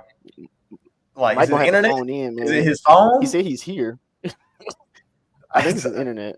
What I say? What part? It's always his internet. He does pretty good on. Is he ever like? Yes, sir. You know what? We ain't gonna dwell on this. All right, Byron, you got any more questions for Jesse before we try to get Jacob here and see if his mic work? You know, Jesse, I know that you're very attached to those old players that you had in season 5. I know MJ, the homie. I know Kuz is always on your radar. I know, you know, there's a lot of people that have that peeler energy that you always talk about that you want to get on there. Is that just your strategy here again this season? Just go ahead and try to get, you know, some of those guys this season, or are you looking for some new peeler energy that you can get in there and bring to the court this year? Well, unfortunately, my co-captain is having his own team now, his own franchise, his own dynasty he's building. So now, I legitly have to start from scratch, and I don't know what direction I'm gonna go. That's where scouting is gonna come into play a lot for me. I'm not going in blind this season. I'm really being calculated because the last couple seasons it's been, hey, who I know I mesh with right? Who do I know is gonna mesh with 3 players of the team, 4 players of the team, and we can just mix and match, plug and play. Cool. I can't do that anymore. So now I have to sit back, look at what people are bringing to the table, so I know what dinner, what entrees people need to bring to make sure we have this family dinner as cohesive as possible. He's back. And we hear him though. Yeah, Mike aged about like 5 years at a time. Like Mike looks so much older than when we started. His confusion got him looking so old. All right, Jesse, we appreciate it, brother. We're gonna get. I don't think Jacob's here. We're gonna get Groovy in here next, man. Oh wait, I do see Jacob. There we go. He just had 2 cameras. Jacob, I think we can hear you, brother. Can you hear me? Yeah, we can hear you. Let's go. Unlike Mike, can't hear Mike. That brother. So, Jacob, my guy, first season as a captain in PBA was definitely a learning experience. Definitely a roller coaster. Let me tell you this: what was your biggest takeaway from your first season as a GM, coach, owner? My biggest takeaway is you cannot be too nice. It is possible to be too nice. Care to know what you gotta elaborate? I will 100% elaborate, but is that what y'all really want? This is what we always want, Jacob. Wait. My brother, hey, look at my name. I will elaborate if you'd like me to. Wait. I'm here for chaos. Maybe not. Byron, follow-up question. All right. So, I mean, this is a chaotic question too, but it's a question that I'm gonna answer it too. And me and you've talked about it. What's up? So you know that I believe that trade that we made was not an unfair trade. I don't think it was unfair. Okay. So do you think that something happened? Like, what could you do differently in the draft? You could go back and draft Clay. What are you talking about? That's all I wanted to hear. That's all I want to hear. That was the main answer. So let me ask you a question. Is that something that you're, looking forward to doing this year? Absolutely. Well, let me make sure, because I don't like being a liar. Hey, just real quick. Hey, Peelers, I love y'all. I mean, not Peelers. Look at that. Splash, I love y'all. Everything I said, I meant truly, dearly in my heart. There's one thing that I said that I've completely changed my mind on. I'm not trying to run it back. There's some guys that I still want, and there's certain places I want you at. I don't think I'm going to get you there. I'm going to keep it a buck. Jacob said I want him on the other team. No, that's not what I said. Everyone has a spot. Everyone's on my board. But some of them not going to be there where I want them. I'm just going to keep it a buck. Oh, yeah. Oh, yeah. Jacob got that Doc Rivers for what's going on tonight, man. You good, bro? You got a cold? No, I'm mad. Okay. Touche.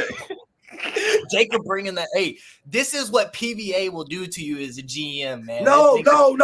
It's my brother. I have been dealing with microphone issues for about 3 months now, my brother. Tech will do that to you. That's also no, not if you. We are sponsored, and I will hold off on stream. Do that. But I'm gonna tell you what, Byron. Jacob answered my question because I asked earlier. Will there be someone who takes Clay in the first round? Jacob sounded like he is someone, which I don't want to give away your drafting strategy. My brother, I need y'all to do that lottery. I can't trade nothing until you get that lottery done, Jordan. So wrap this up. What you got? What's your next question? You right. I ain't got any more questions. Byron, you got any more questions for Jacob? Byron? We gotta get him out of here. All right, come on, guys. We're gonna put the groovy one in here, man. We're gonna shot on the way out. We're gonna get the groovy one in here. Groovy. Oh, the groovy man himself. Hey, yeah, wipe the channel a little bit. So, Grant, I know that personally for you, this is probably, one of more challenging seasons just because I know there's a lot more life stuff, like real life stuff going on. But I think all in all, you did a pretty good job as a GM. So what I want to know is last year you spent a lot of time developing different builds to kind of mesh with your team. Will you be doing that this year? Or are you just going to go in as a straight point guard? Or you plan on making something else? Or are you keeping it a secret? I want to know. I want to peek into the life of Grant a little bit.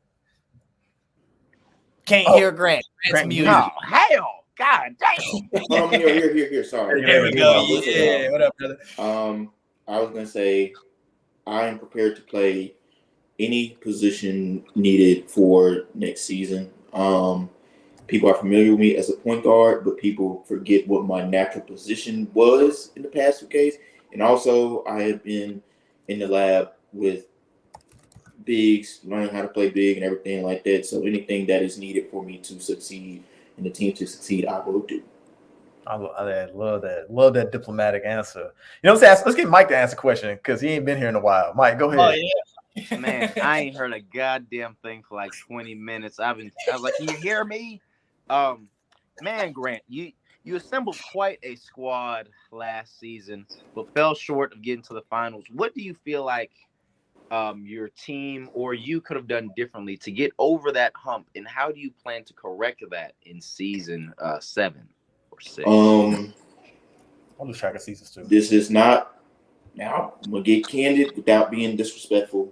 This is out of bounds. Welcome to the Chocolate Factory. It's okay. Shout out to the Dungeon family. Love y'all. Great season. But at the end of the day, some players I did not give enough freedom, and some players I gave too much. Who was that, Grant? Who was that? And one thing I need, but let me finish. And one thing I think people need to realize is that the point guards that have won in this league running point are a very, I don't want to say a small set of people. Honestly, a small set of people. I'm not going to lie to you. And I am one of those people. So to me, what comes first? You either showing what you can do on a playoff setting or winning games. And one thing I should have done is I should have put my foot down more, and I should have been running during the playoff series. I should have been running point the entire time. That's really what it was. Man, Grant, what the hell does that mean? What the hell does that mean? I Grant? should have been running the point guard position the entire time. What else you gotta say? What else? What the hell? That's all you gotta say. That's all you gotta say, Grant. Who was asked, Grant? It's not about who was asked. It's that who is. It's an experience type of thing. This is great. Not everybody is a ball handler. Some people are ball scoring options. Some people are good at scoring, not as the primary ball handler. That's their thing. That's not knock to anybody. Some players just operate better that way. Like it's nothing. There's nothing to be ashamed about. 20 points is if it goes up in the basket, that's fine with me. But also sometimes a player scoring 20 isn't necessarily what the team needs. Like I kind of talked about DeLon earlier. Like DeLon can get you 20, 30 every game, but he's like, that ain't what my team needs. So my team needs me to do this and this, so I'm gonna do that instead. And I think that's kind of what Grant's getting at. I'm gonna dive deeper into that. Go ahead. Number one, K Rich, please stop with the fake angst. We love you, K Rich. We not going for that. You ain't do nothing wrong. Second thing is that I think that you would have given more freedom on the team. Second thing is, what'd you say, Byron? I said, is K Rich one of the guys on the team that you would have given a little bit more freedom to? Absolutely. K Rich playing that position was more so out of necessity, not because certain players were just. I thought he was better here, and somebody wasn't. It was more so that availability. Like those the 5 players that we had certain games, that was the 5. That was it. Because who you taking freedom from? What you say? Who you taking freedom from then? If you giving him freedom, who you taking freedom away from? Who papers you taking from? I need to know. Whose freedom are you taking? Get out. Before I get to that, to go over Jordan was saying, I think one of my best roles in the league is I think people often look at me for scoring, which is valid. But I feel like as a passer, I think that part of my game is underrated. So I feel like when you don't put me in the point guard position or as a main primary ball handler, I feel like you losing the passing from me. So you you get what I'm saying. So, and plus, not to mention, I hate to bring stats into it, but I'm sorry, I'm reading the I hate chat. to bring. Green didn't answer the damn question yet. It's okay. I'm trying to get a question, but Grant, get the media training out of here. We don't want the media training answer. We want the problem. You ain't talking to Stadium Core tonight. I should gave K Rich more freedom than I should gave Tay List. Okay, there we go. Thank you. Let's go. Yes. All right, man. What Cortez here, man? Shout out to you, Grant. I have big hopes for you this upcoming Y'all ain't season. asked nothing else. Nothing about next year. None of that. Nothing. Here's the thing. Here's the thing, though. Byron did leave with next season. He did say what build you're gonna do next season. He did ask that. Yeah. No, I'm talking about the draft. Y'all asked Jay about that. Y'all just about the draft. Ask me about the draft. Shit. Because I already know, Grant. Already know. No, you don't. The world knows. No, you don't. No, you don't. No, you don't. I promise you, no, you don't. Hey, all right, Grant. So let me ask you this. Everybody. So I'll say this: when going into last draft, I had zero clue who you're going to take with that first round pick. That's where DeLon I know was like, oh, he's going to usually try to target TK. You know, I had strong inklings that, you know, Bauer tried to realign with Mike. I knew who Jesse kind of was between two people. Jesse, I had zero clue who you wanted to be like right there and that your number 2 driving the shit with you. What are you looking for in like your first round draft pick this season that you didn't necessarily get last season? Or maybe what are you wanting more of or similar to? I think the big thing is that going into the draft, I either want reliable front court member, somebody that I could a go-to scorer, or number 3, just somebody that I know that's gonna work well the best with me. That's really all it is to it. I am this first round got a lot of players, a lot of talented players. I'm prepared to do anything. Even people say, "Oh, Grant, you wasn't gonna take this player." Like, that's off the table now. Everything I'm prepared to do anything to win. Grant said he putting that pride. That's to the what I side. like to hear, Grant. That's you know what, Grant, as a nigga that's been in that locker room with you, that's how we won that ring. It didn't matter who was on that damn. Now you was a madman for bringing them niggas back, but with Cuz we locked in. It took us a while. We almost lost several niggas, but we figured it out. And I believe in you to be a leader of men, and sometimes knowing when to follow. So I believe in you moving forward, and do whatever you got to do to go get those dogs. What's up, Black Lotus? Also, Cortez, hop in this call, brother. Hey, Hop in this call. I can't wait to see what you do, Grant. I believe in you. I believe in ATL till I die. What they do? What Ant do? No. Get this 60-year-old out this damn screen, man. Oh, bro. that ain't what Ant do. Mike do look like he about at-risk youth in his free time. Hey, Grant, we appreciate you, brother. I can't wait to see what pick you get. Let me get T Money in here, man. Let me get T Money. Oh, President Cortez. I'm pulling. There we go. I'm trying to be an American. What's up, Cortez? How y'all doing? Can you hear me? Yes, sir. Yes, sir. So, Cortez, I'm gonna go ahead and start, brother. I'm happy to pass the torch to you, Cortez. I can't think of a better guy to handle this shit show than you, man. Cortez, my president, will be getting my vote in 8 to 12 years. How you doing, brother? How you doing on this fine Monday? Well, first off, let me start off by saying Pillars for Life, man. It was an honor to be a part of that organization. 2 out of 3. 2 out of 3. That's all I gotta say. Fuck you, Mike. Fuck you. 2 out of 3. 2 out of 3. Come on. All right. Before we get into the nitty gritty, the people are dying to know, Cortez. Out with the old Sugarland Outlaws, gone but not forgotten, at least by me. What is the new location and mascot for your team, Cortez? That's a good question. As you can see from the background, I'm feeling a little patriotic. No, let me stop. No. Don't do the thing. Cortez, please don't do the thing. Don't do the thing.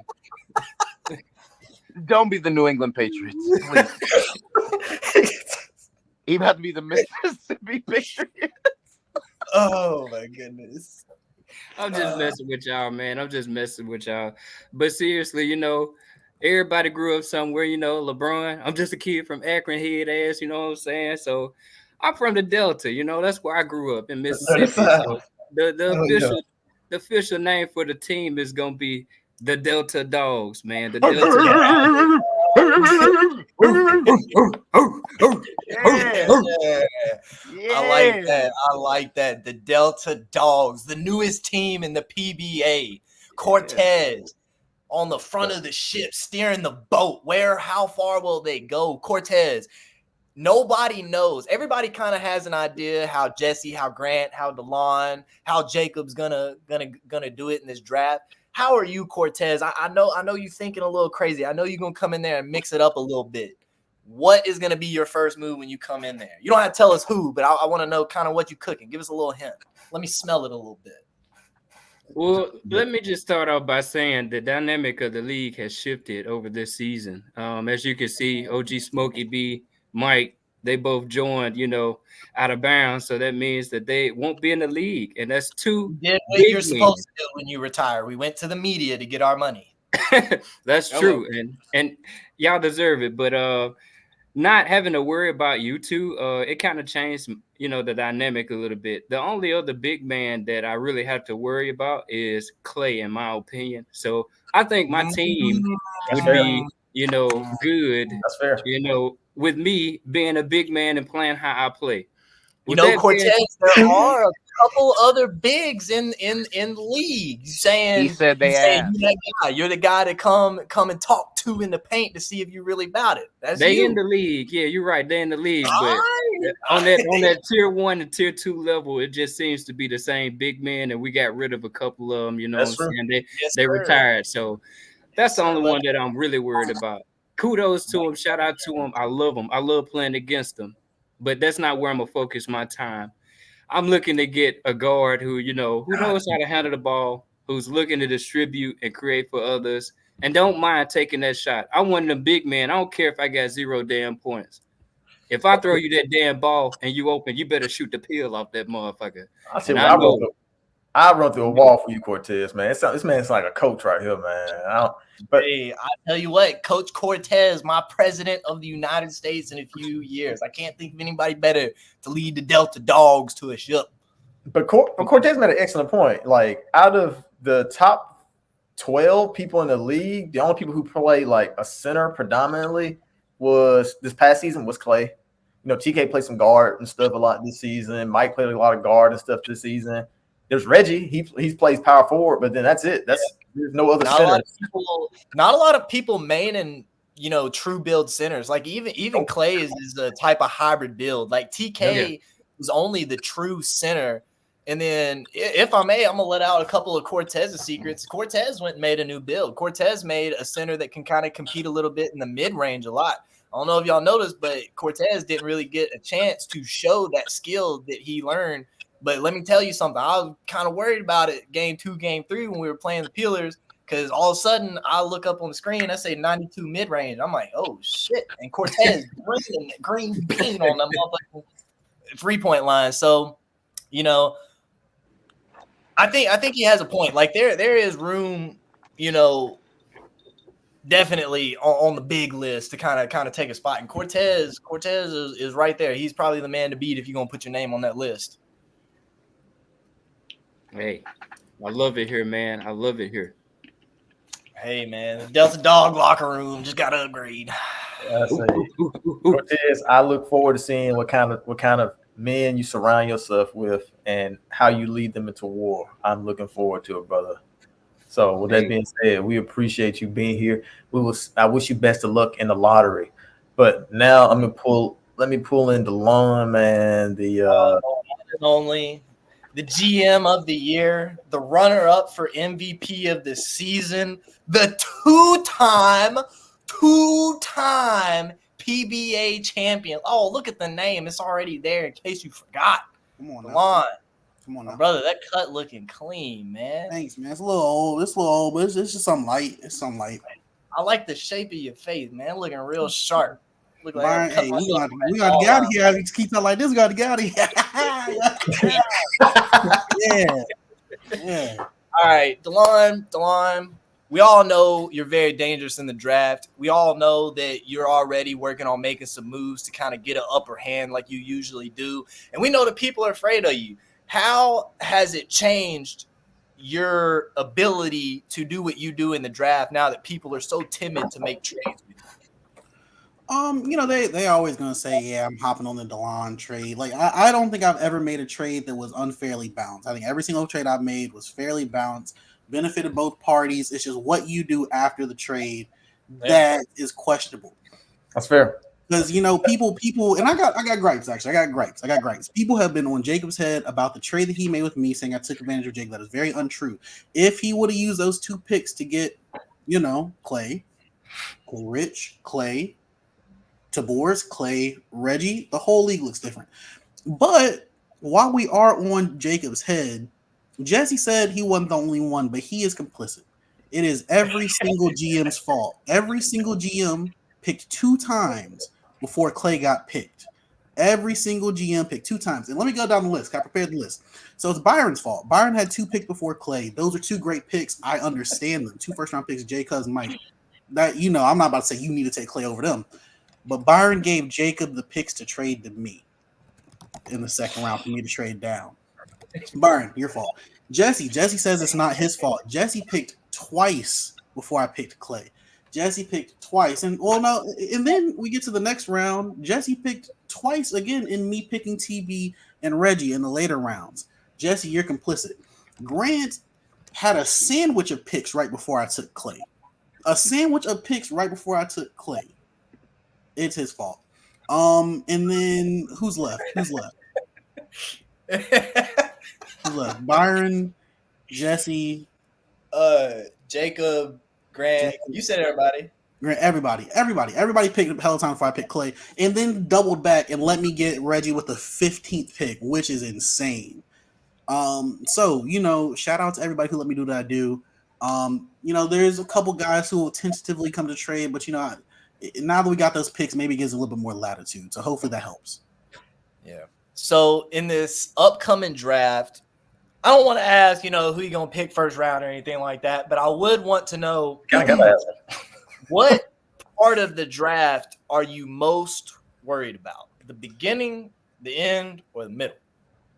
I'm not worried about single part in the draft.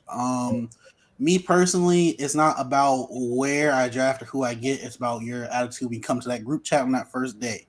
The one thing I will say, I'm not ever drafting. I'm not season. Y'all haven't made y'all's build yet. If you have any want to be on the Sun, even if you don't, advice: don't bring me a point guard with absolutely no defense. We're not doing that.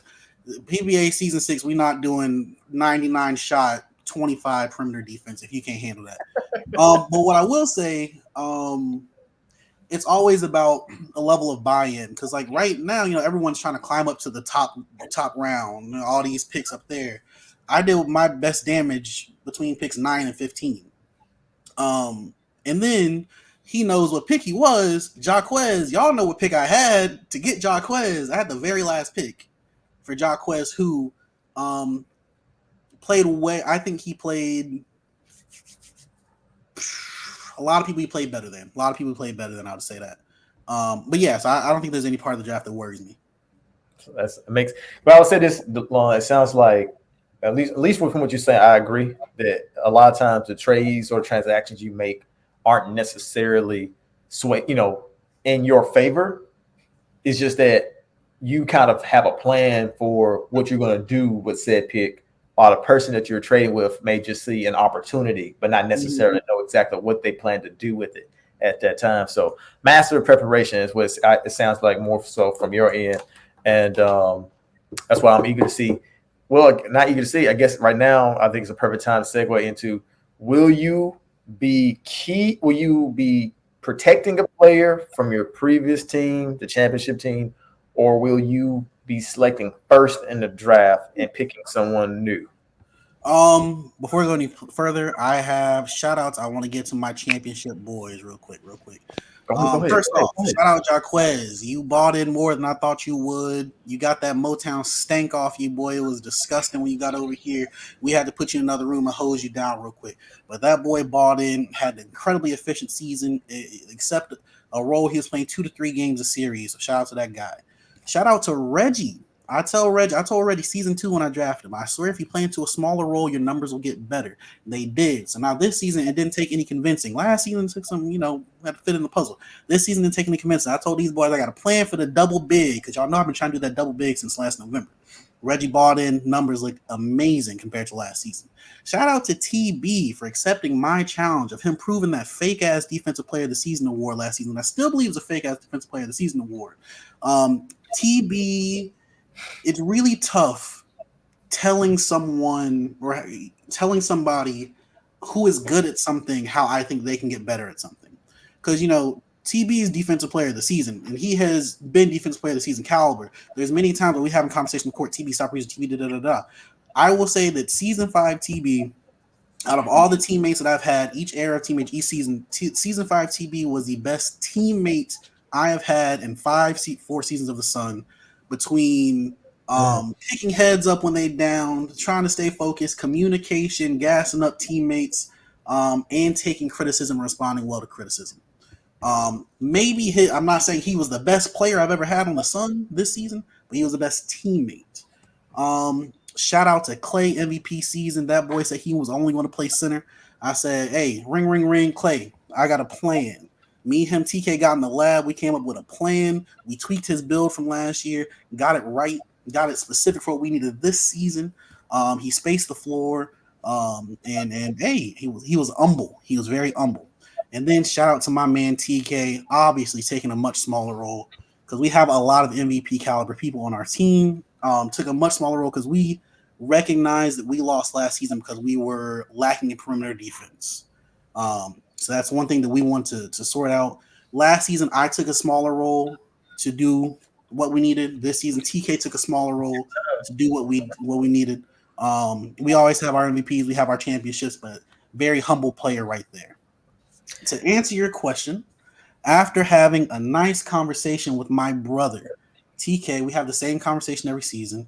This season, we have decided that it might be best to go separate ways. We've done everything we could together, so I will be taking the first pick. Now, I may be using that pick to bring somebody back from the sun, maybe going to get somebody new. Interesting. But we've done all we can. It's been 6 seasons in a movie. 6 seasons in a movie. So there it is. Wow. Well. A season of the Sun without DeLon and TK? Is this the PBA?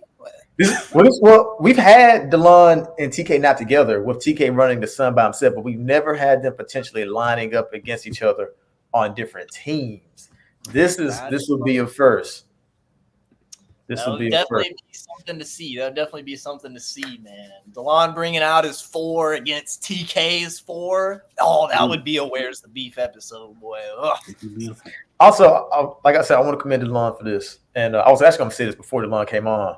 But I thought it was funny that every captain got on here that had a team last season said, I love my team, but every single last captain said that. So shout out to DeLon for all that positivity, taking time out to big up everybody from the top of the roster down the roster, man. That like I said, when I praised him a little bit earlier, that speaks to why that team functions so well. Is because there's a plan set in place for each player to succeed. And I think that's kind of the example that every team needs to have. Like, have a plan. If you draft somebody, have a plan for that player and to succeed. If you draft somebody that technically wasn't in your wheelhouse, somebody you didn't think you were going to end up on your team, you still got to craft a plan for that player to succeed. Otherwise, you'll ultimately fail in the end because you're going to need that player eventually. A lot of guys draft their 1 or 2 guys at the top, and everybody else is there to figure it out. Everybody else is there to stand in the corner and shoot. Everybody else is there to space the floor. That's not how we do things over here. So I hope that we get better coaching and game planning from everybody else. Jordan, do you have that thing that I sent you earlier? I do. Give me a second. Can I? Yeah. And in a season of change, we have decided that we are going to move the home base from the San Diego Sun. We will now be the Minnesota Moon. Logo popping up possibly. Who knows? Yep. That's a nice logo. I like that. Hey, that moon, that's a ring, brothers. That's a ring. Come on now. The third ring. Come on now. I like that. The Minnesota Moon. We had the San Diego Sun. Now we got the other side, the Minnesota Moon. I see what you did there. Come on. Shout out to Mike. I give credit to Mike. Also, Mike will be joining my staff as director of player personnel. So once y'all get in the chat, Mike will be there, fellas. Mike will be there. Okay. So we'll have some inside info from Mike when he come on, because I like it. Shout out to Mike, wherever he is right now. Wherever Mike is, somewhere lost in the ether, man. He's lost in that logo. lost in the Ethernet. All right. So with that being said, that's it. So Wait, Mike, do you have any questions before? Every time he came in, Mike shaking his head. Before either of us go, did you have any questions, Mike? Can you hear Mike? I can't hear you, boo boo. Can y'all hear me? I can't hear you. Yeah, we can hear you. Logo 5, whatever you're saying. We can hear you, Mike. Someone that Mike. Oh, y'all can hear me? Oh, this is bad. Yeah. This is really bad. I can interpret. Interview. Wait, am I supposed to ask a question? Oh, shit. Yeah. Oh, hell. So I'm assuming the cat's been let out of the bag. What made you decide on the Minnesota Moon? What made you decide on that? I ain't gonna catch. It was my team. We were spitballing names. Okay. We were spitballing names. Like, how we feel about a rebrand? You know, and then Mike came to his dome, man. Came to his dome. Now the logo, the logo was TK's parting gift before he left. That was TK's parting gift. So shout out to that guy, most selfless guy in the PBA. Come on now. Big shout out to TK, man. I love that guy. Nice. Big shout out to the buttons on Mike's shirt. He done pulled that thing apart a few times, and that He don't love still. buttons. He don't love them buttons. That button been through it, boy. Oh man, Mike don't know what we're talking about. It's you, Jordan. Are we all going to be here? I forgot. He can't hear us.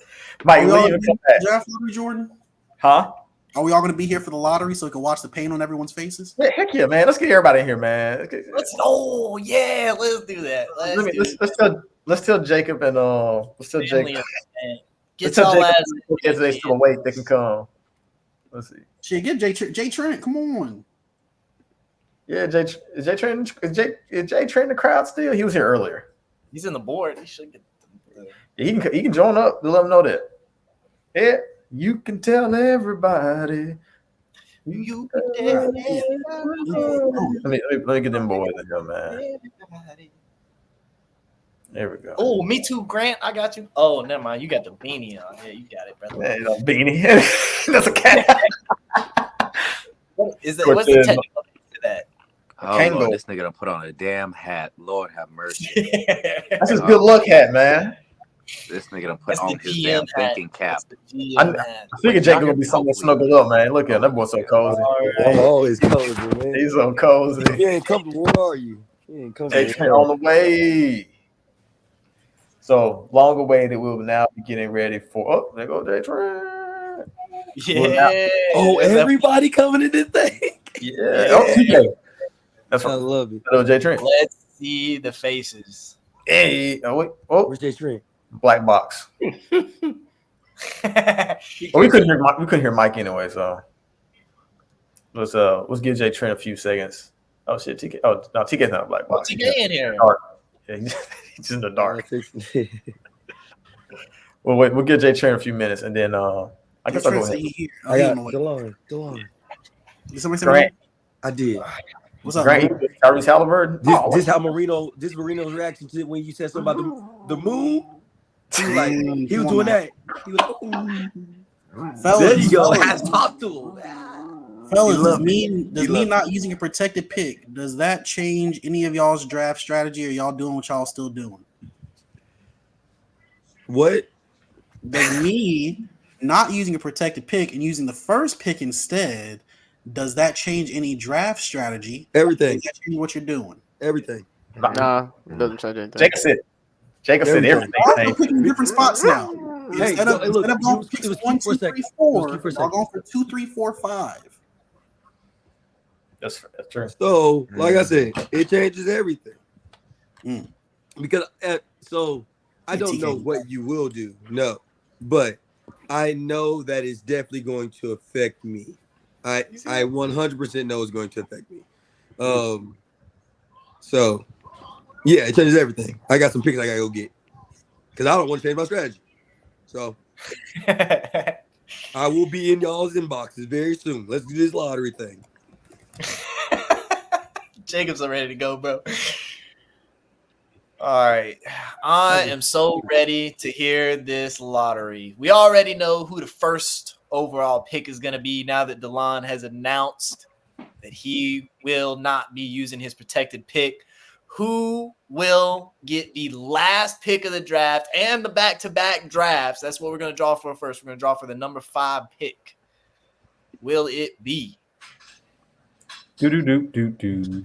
How do I know if we can trust this? Because you have no choice.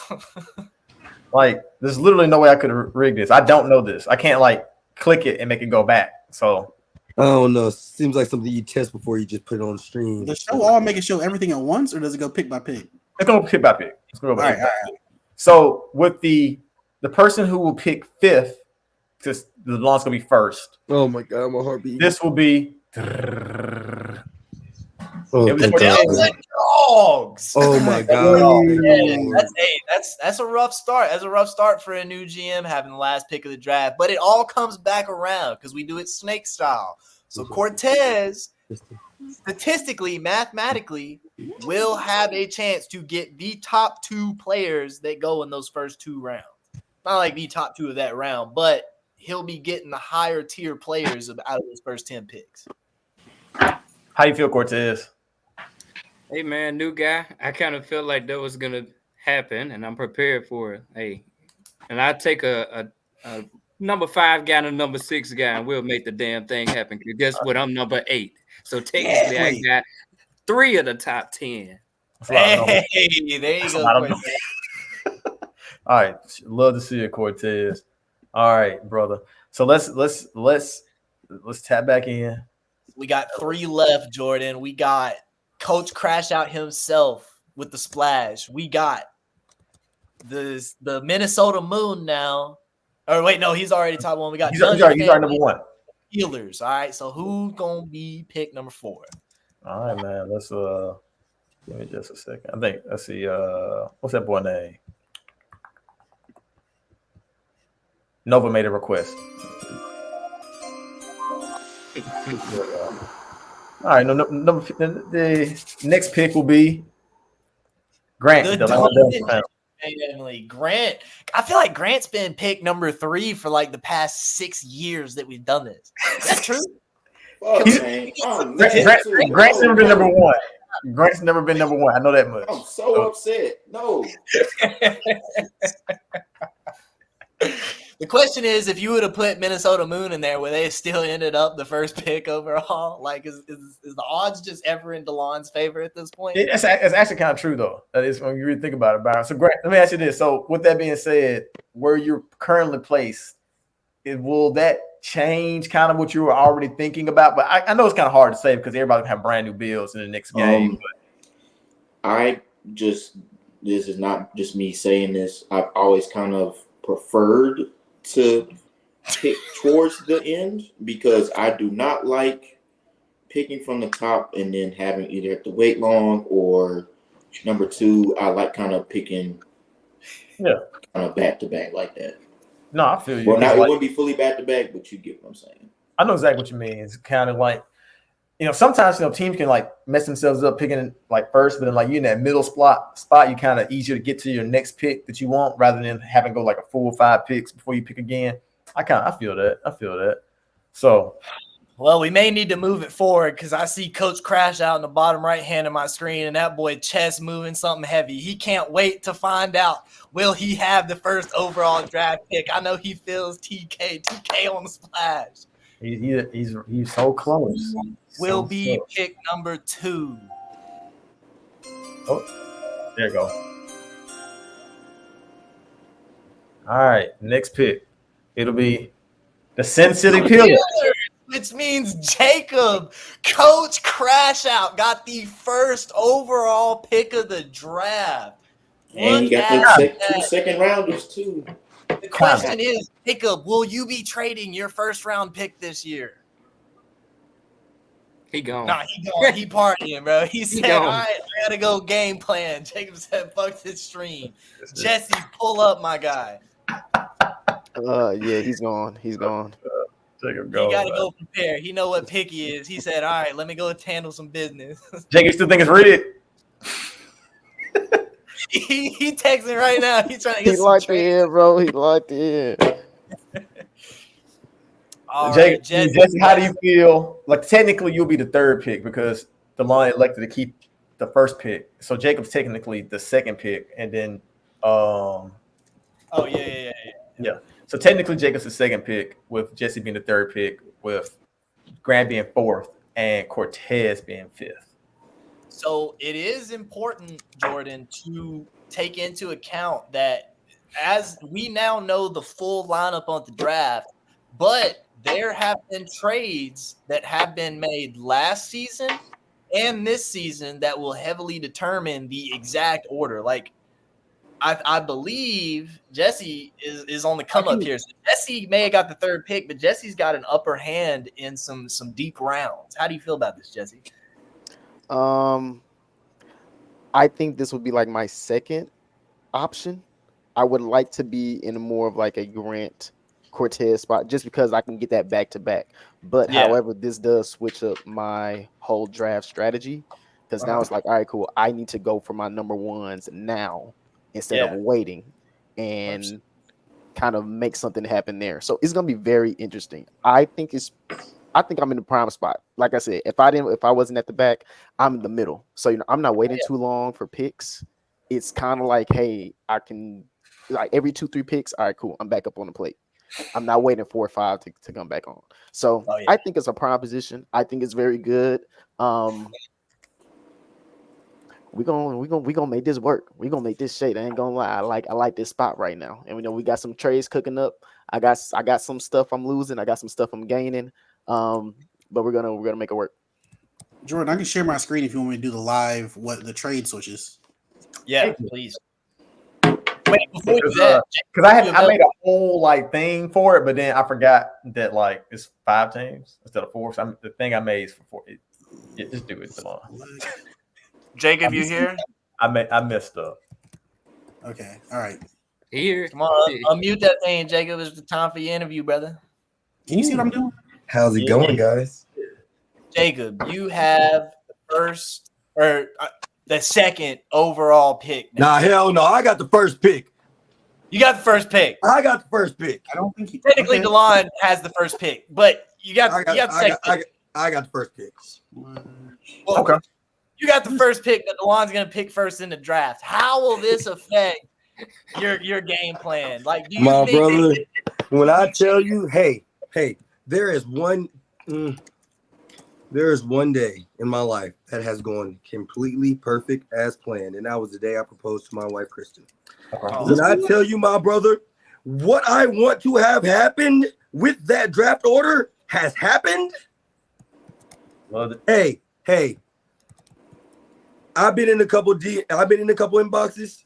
I'm looking all y'all in y'all eyes right now. I've been in a couple y'all inboxes. I'm about to go back into them same inboxes, and I want the same energy. That's all I ask. I want the same energy that y'all gave me just a couple minutes, just literally a week ago. I need that same energy. I need those same GMs to be talking to me. And I got some stuff. I got some stuff to make shake. Hey, y'all been playing the NC. Well, you about to bring a college football song? Yeah, Cortez, yeah, I was going to say he hitting that send the house button right now. Man, I am, man. Stadium Pulse, Max. Everything is, hey man, there is a God, and hey man, I knew that one day He would show me grace, bro. He said, "Look, I'm gonna do it in this place called." Hey, Noah's so funny, dog. He's actually hilarious, bro. That's a funny dude. Okay, well, I have a trade to announce. Oh, what? We still doing our trade? Yeah. Wait, what? Oh, Delon, were you able to pull up that what are we about to pull up? Can you see my screen? Yeah, man. I haven't pulled up. No, what I see is us. Oh, well, I don't. Let me stop that. Are you sharing screen or are you sharing window? Because that matters. I thought I was sharing screen. Okay, share screen. Share screen. I'll share my Chrome tab. Okay. Yeah. You can be a big. There we go. Now we're cooking.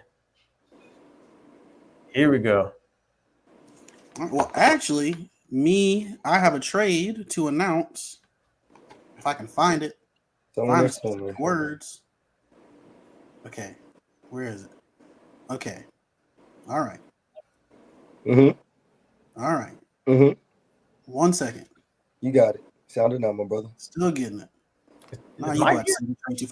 Okay, so the trade is the San Diego Sun trade their second round pick, their fourth round pick, and their fourth round pick next season to the Peelers for their third round pick, fourth round pick, and second round pick next season. So that is going to look like Sun give away their second round pick to the Peelers. Sun give away their 4th round pick to the Peelers. And the Peelers give their 3rd round pick to the Sun. Those are not changing. Those are No, looking they're good. not. Okay, well, let me refresh. Okay, Peelers. Me too, DeWar. Peelers. Is that correct? Yeah. And then this was Sun. What have y'all done again? 4th round pick, Sun. And this was the splash from the pick swap. All right, so this is the draft order. Y'all did it again. So basically, Delon's at the front of almost every single round except for round 2 where he does not have a pick. So can you zoom in on this, Delon? Let's zoom in on this. Let's get in there. So we'll have Delon, Jacob, Grant, Jesse, and Cortez in the first round. The second round, we'll have Cortez, Jacob, Grant, Jesse. Or no, Jacob and then Jesse again. Okay, I see. Oh, so Jacob has 3 picks in the top 10. Mm-hmm. Jacob is looking pretty good. Is this correct? Jacob has the 2nd pick and then 2 picks in the 2nd round? Yes, he traded with Jesse last season to get his 2nd round pick. Right. So the only place that I can see Jacob really getting hurt is that 2nd to last pick. And that's a really good lineup for the splash. I'll tell you what, Jacob, I'm gonna let you know right now. I'm trading that pick, my brother. I love it. I'm trading that pick. I love it. Hey, you do it to it, brother. The person I need is not going to be available right there. So I will not have that pick. Yep. I see Grant hasn't made any trades. There he is sitting right in the middle.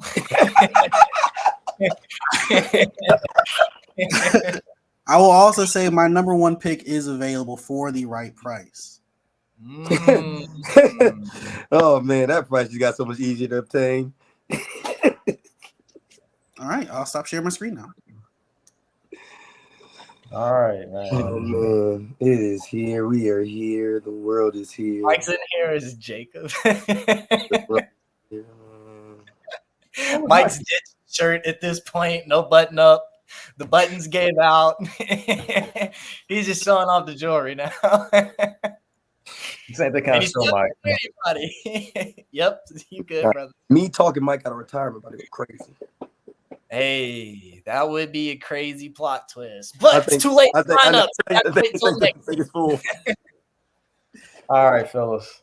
Oh, what a good episode of Out of Bounds. Man, Jordan, we've been going for almost 2.5 hours now. That is insane. We can't ever do that again. No, we won't ever do it again. This is a special case because we had a lot of things to talk about. Hold on, Jacob said you got something to say before we go. I will say my one thing was what I asked was all GMs keep the same energy. Texted 2 so far, and I've not gotten a response yet, and I don't like it. I'm just gonna say that out loud. Get the screen first. Damn. Nope, I don't have time to play these games. Let's get it popping. I know what I want to do, and I'm trying to see if I can do it. Hey, well, on that note, Jordan, let's close it out, my guy. All right, man. We appreciate all y'all for tuning in tonight. This is the new and improved Out of Bounds. Going forward, you will have OG Smokey B, aka Byron, in the booth, along with Boris Cujo, aka the Mike is Genuine. He will from now on be in the booth with us. We'll also have Cord and Shady, who will also be participating and be a part of Out of Bounds going forward as well. We appreciate all y'all for participating in PBA, being a part of it. The next big event, I almost forgot the important dates and things of that nature. Let me pull that up real quick. But appreciate everybody who's been like coming back and doing this every season, because PBA is a lot of fun, but also I recognize from where I sit, it can be a headache for some people, maybe a little bit more than others. So we appreciate everybody who does this in good nature and good fun and doesn't let it all get them all frazzled out. So the new game comes out on September 6th. Damn, that's like 2 weeks from now. I didn't realize that. The combine will be a week after that. The draft will be kind of a week after that, and the new season begins in October. So you got a month to get your build right. We don't want no 75 overalls in the PBA. That shit need to be 85 and up. Go ahead, get your $20 ready, or get in the court. Get your numbers up. Because as you've seen from tonight, Byron will not hold his tongue if your 75 is not performing on the court. And his new and him and Mike's new segment. Me and Mike gonna have you on ANW like that. Better look out. But all right, like I said, we appreciate all y'all. We love y'all. Stay easy, stay hooping, stay problematic. We out.